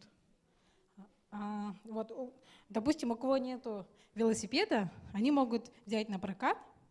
Тут же есть, допустим, сок, вода, там, либо еда, либо напиток. Ага. Так, вот они, как они выглядят примерно, да? Это наше представление. Да, вот тут есть, вот, допустим, эта веломастерская, она скорее летняя, и у него же есть, допустим, скамейки для отдыха, для переодевания. И получается, вот наша дорожка вот так начинается. Всего в длину, как стандартный стадион, 400 метров. И ширина дорожки по рекомендациям 2 метра в ширину. Получается, что... А так, да, одностороннее движение. Получается, вот едем, и, допустим, взрослые, они могут либо свернуть налево, там, где есть экстремальные зоны. Мы вот это вот показали, да? Более какие-то сложные дороги, где-то есть пески, где-то есть трамплины. Ну, для тех, кто хочет именно испытать себя. Либо можно просто спокойненько проехать мимо. Либо есть зона для детей. Это беговелы. Вот мы показали. Получается, у детей вот это велосипеды, у которых нет педалей, просто дети ногами. Это, в принципе, очень даже развито в европейских странах. Ага. Но в нашем городе пока нет такого, мы такое предлагаем. Так, идем дальше. И вот тут уже зона отдыха. Тут же есть, допустим, навес, ну, подобные как грибы, да? Но тут же можно, допустим, остановиться, поесть. И тут же есть, да, и еще дальше проехать вот вдоль озера маленького, да? И так, потом зима. Если на зима, то тут можно его чуть-чуть переоборудовать и сделать прокат коньков или лыж. Ага. Хорошо. Акулина, спасибо промышленному округу. Поблагодарим. Отлично поработаем проект, который буквально здесь, я чувствую, родился, и здорово его прямо воплотили. Приглашается для защиты проекта Губинский округ. Губинский округ, напоминаю, что у вас 5 минут. Кто вас будет представлять? Добрый день, уважаемые друзья. Так получилось, что в нашей команде собрались очень творческие, креативные люди разных сфер. Это у нас и молодежный совет, и женский совет, и архитектор, это и зажигай, то есть самые-самые различные люди. Идей было очень много, как облагородить, благоустроить весь наш округ, потому что в округе проживают довольно-таки активные люди, но мы пришли к консенсусу и выбрали один проект, который мы считаем исторически, он должен здесь реализоваться, и это будет очень важно для нас, для детей, для будущего. Итак, у нас есть, если помните, улица Губина, улица Богатырева. Если вернемся к названию Губинский, вы знаете, почему так называется округ Губинский? Знаете? Многие не знают, оказывается. Мы вам скажем. есть целый округ под названием Губинский, есть улица Губина, есть магазины, есть там целые торговые центры с таким же названием Губинский. В 1964 году Володя Губин, он спас 4 детей именно на этом водоеме, когда дети уходили под лед. Ценой своей жизни он подарил жизнь детям, которые по сей день еще проживают в нашем городе. Но в нашем городе нет ни одного памятника Володе Губину. Поэтому мы хотим, чтобы в этом отношении восторжествовала справедливость, и мы смогли сделать целый сквер Володи Губина. Получается, вдоль улицы Губина, где есть горный канал, есть такой водоем. На сегодняшний день это практически болото со своим специфическим запахом, то есть все такое зеленое, которое непригодно даже на него смотреть, и то неприятно и противно даже. Мы хотим, чтобы вот именно вдоль этой улицы был целый сквер, сквер Володи Губина, где могут люди разных возрастов, это и семьи, дети, это и пожилое население, смогут отдыхать. То есть, получается, здесь будет в конце сам памятник Володе Губину, а уже внутри этого сквера будут различные скамеечки, будет зеленая зона отдыха, насаждения. То есть это вот такая прогулочная зона, которая, вот она, кстати, вот здесь есть, она будет и показываться.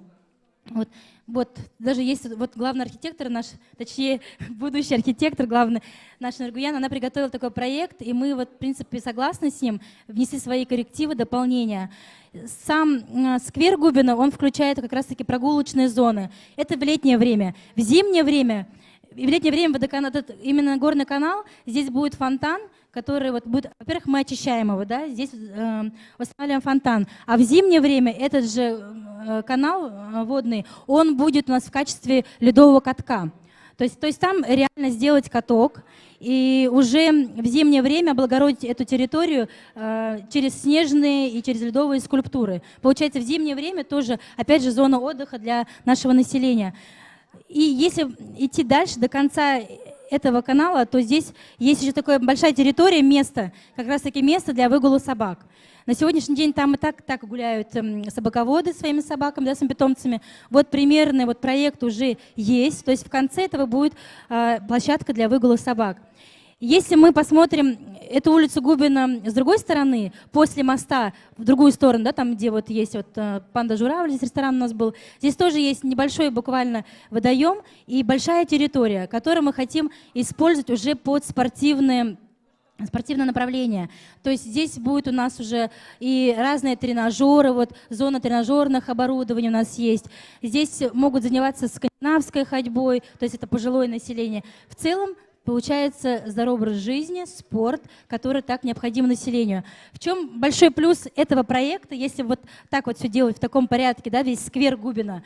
Во-первых, очищается водоем, который, опять же, это и красота, это и здоровье, то есть мы будем дышать, смотреть уже, скажем, красотой. Это и больше пространства общественного для отдыха, для прогулок, для всех возрастов. И, конечно же, создает сразу красивую атмосферу, и вся улица, она облагораживается. И чем больше будет насаждения вдоль улицы Губина, тем меньше пыли будет на этой территории. То есть меньше пыли, это значит, город уже будет более благоустроенный. Поэтому в этом отношении мы хотим, во-первых, справедливость, что будет такой сквер, да, что будет памятник Губину, и в целом большая, комфортная общественная зона для отдыха. Все, да? Идеальный тайминг. Спасибо Губинскому округу. И приглашается следующий Октябрьский округ. Центральный, ну да.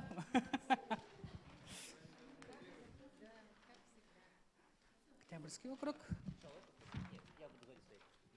Давай сначала нашу карту, к чему мы пришли. Вот так.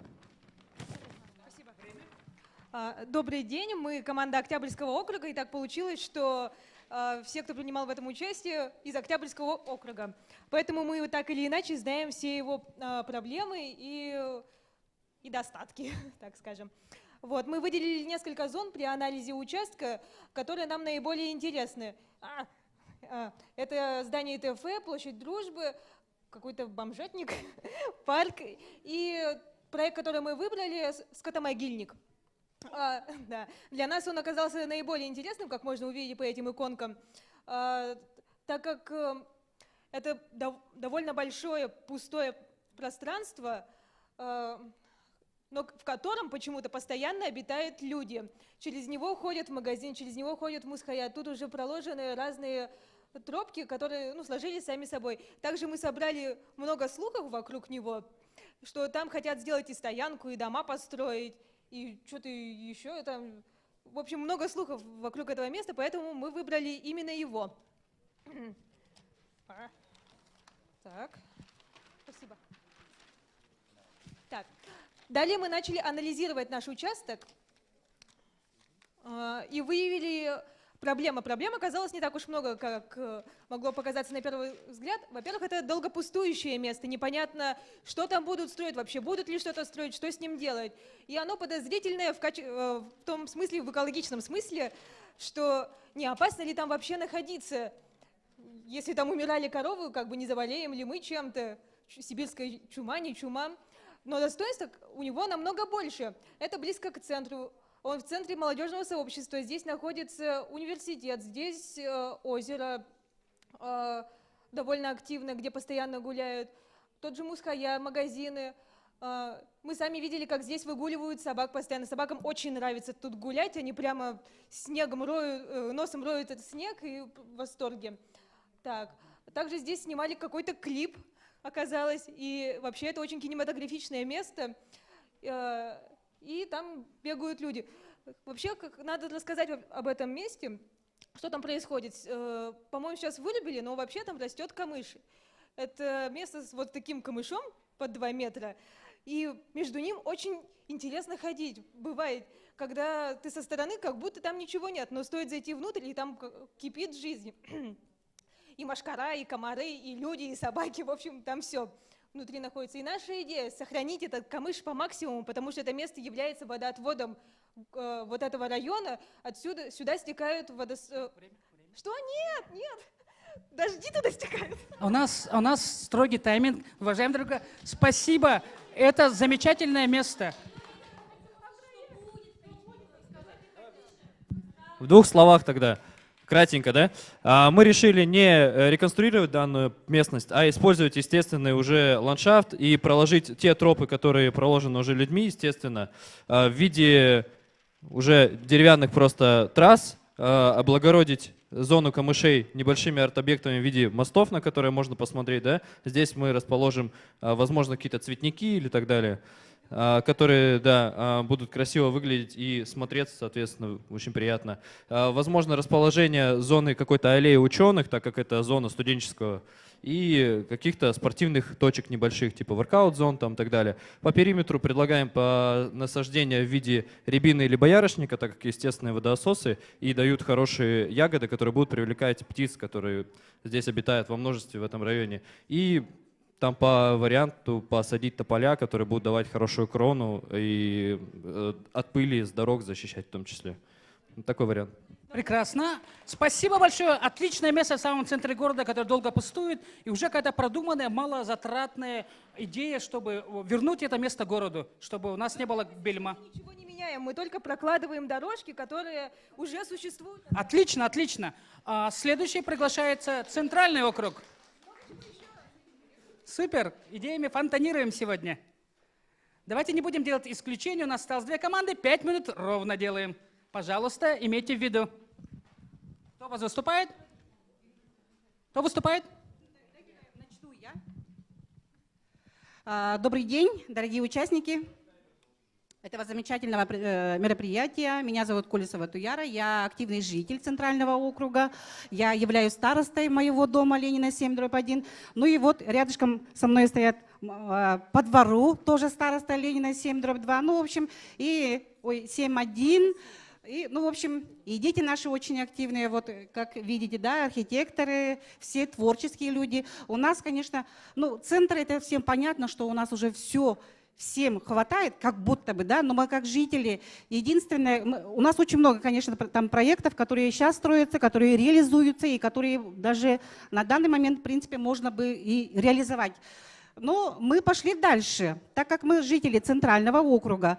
У нас что? У нас везде и всюду обустроена вся цивилизация вокруг нас.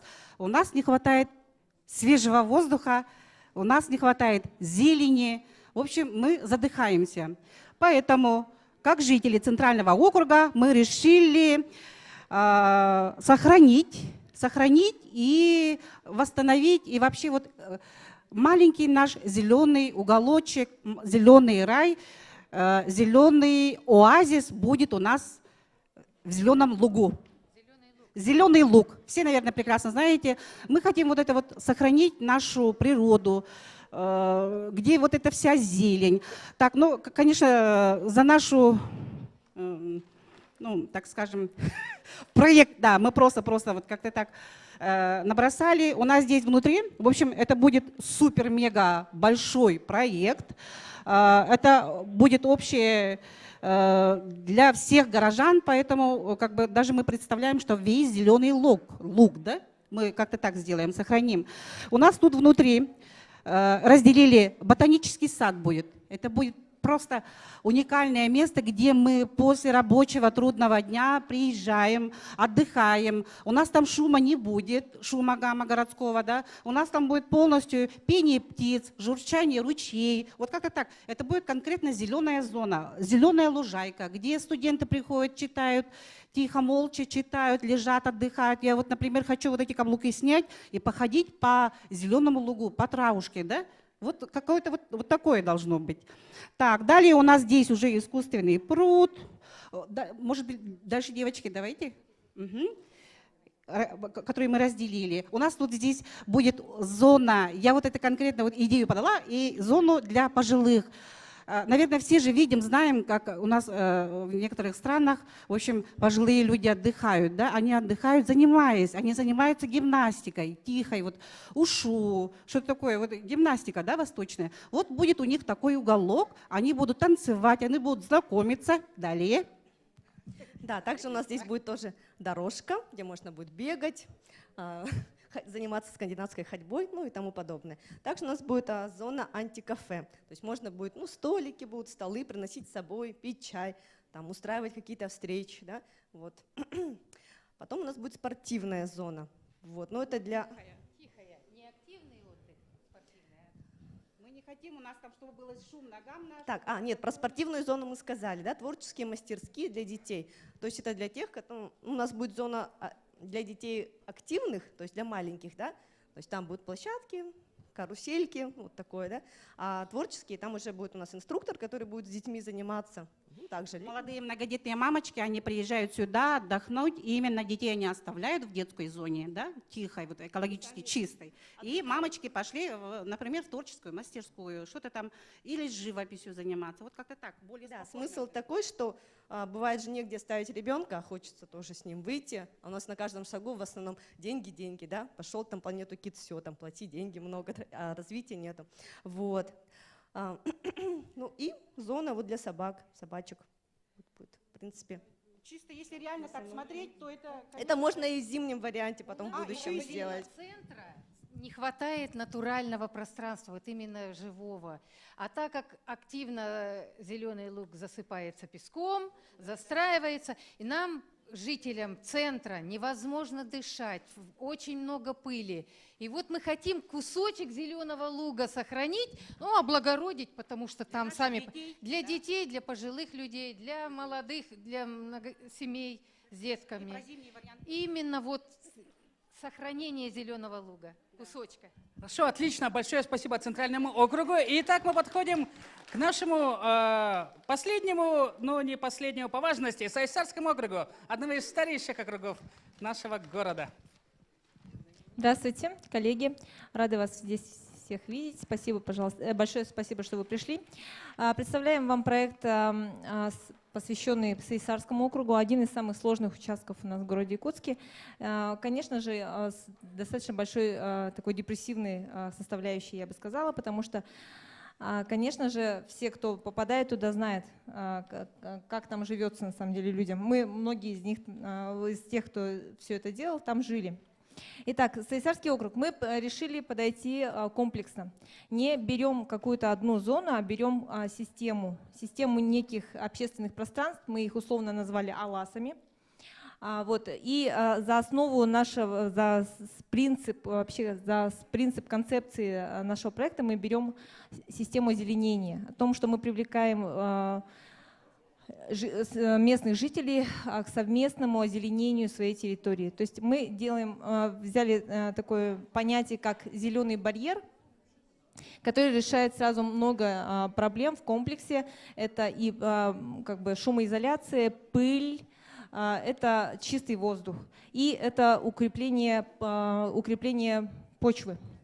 Итак, дальше мы предлагаем для этого делать, при том, что сама территория, она вся сейчас застроена достаточно хаотично старыми жилыми домами, барачными, барачного типа, и комплекс большой частный есть. Но мы все понимаем, что здесь идет очень интенсивное строительство, и все это будет рано или поздно снесено. Если подходить ко всему проекту системно, запланировать, что, скажем, какие-то места в отдельном взятом квартале будут отведены на общественные площадки, то можно сделать отдельные функциональные зоны для того, чтобы там заниматься спортом, заниматься совместным овощеводством. Ну, овощеводство это вряд ли, конечно, да, это садоводство скорее, да. С общественным садоводством привлекать жителей к тому, чтобы озеленять территорию. Допустим, здесь у нас есть такая зона активности, мы разбили это на зоны активности. Здесь у нас есть розовым помечены, это те институции, некие организации, которые могут стать активистами этих зон. Это, там, допустим, 14-я школа, это, допустим, 25-я школа, 3-я поликлиника, ну и так далее. И здесь у нас есть такое интересное место, как лесхоз. Вот, и мы предлагаем здесь сделать общегородской питомник многолетних цветов, растений, кустарников, хвойных и лиственных деревьев, для того, чтобы обеспечивать не только сам Сайсарский округ, но и весь город саженцами, которыми будет засаживаться город. Затем, конечно же, самая большая активность у нас сосредоточена вокруг сквера Матери. Вот. Естественно, там как бы предусматривается и спортивная площадка летняя, и территория, которая связана с историческим контекстом этого места, как, конечно же, Сайсары — это колыбель нашего города практически, да, и мы здесь ее условно назвали как Тюгюльге.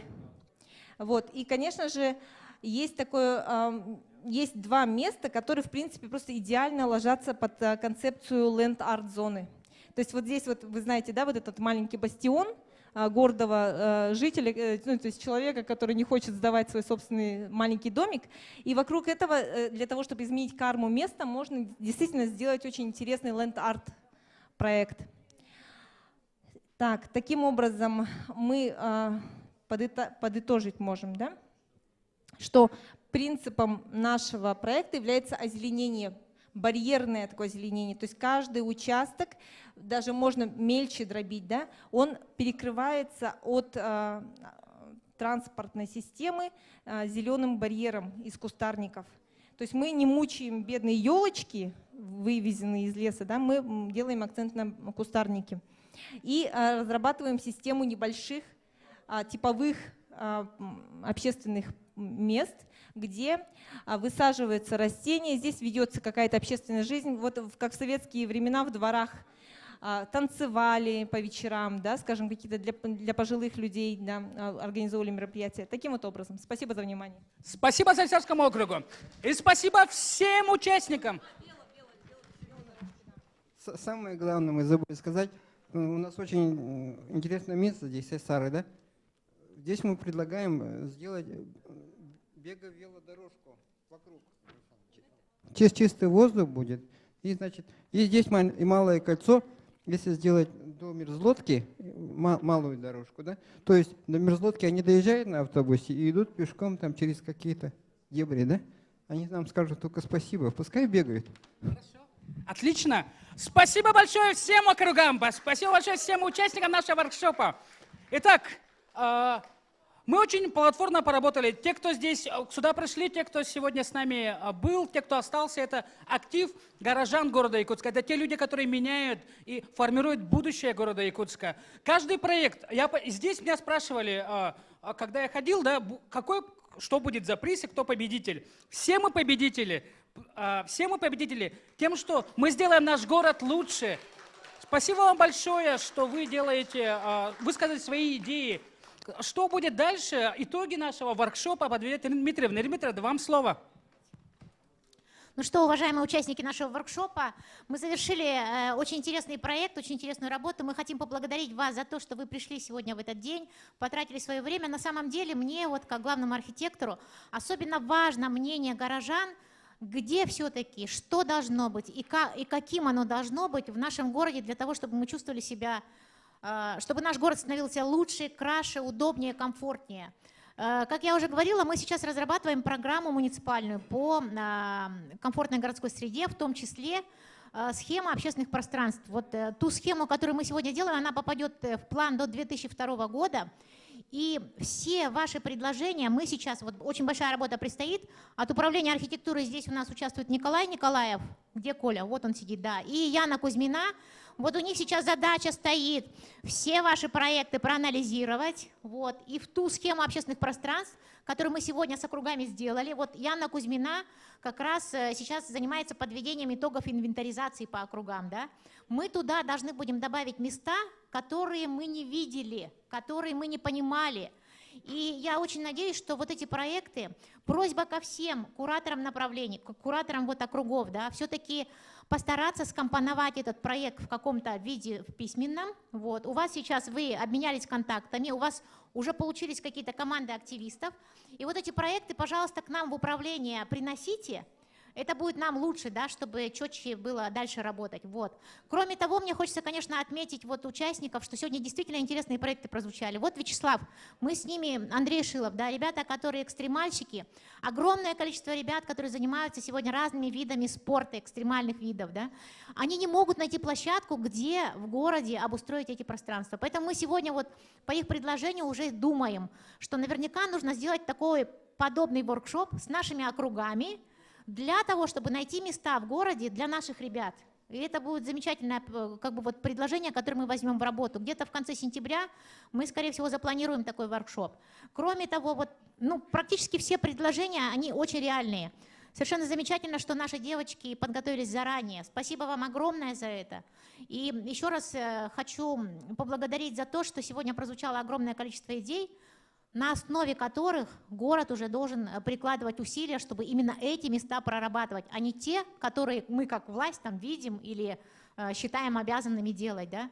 А от вас хочется, от нас, от жителей, чтобы мы каждый вкладывали частичку своей души, свои руки, свои мозги для того, чтобы что-то сделать своими руками. Потому что это очень важно. Поэтому я еще раз хочу поблагодарить Руслана Платонова, Гагаринский округ, который сегодня уже своими руками, не ожидая, что завтра будут бюджетные деньги, что мы попадем в программу, там придут, может, из федерального центра деньги, сами собрались и начали делать какие-то небольшие площадки. Это очень важно. Как только мы начинаем видеть, что жизнь закипает, люди действительно там собираются и что-то делают, вот тогда уже можно подключиться там помощью из какого-то бюджетного финансирования. Вот ребята, например, они готовы поучаствовать в народном бюджете, давайте найдемте место и будем работать в этом направлении. Да? Поэтому еще раз большое всем спасибо. Мы завершаем на этом наш воркшоп и предложение, значит, всем вместе здесь сфотографироваться, зафиксировать окончание нашего замечательного мероприятия. Спасибо всем.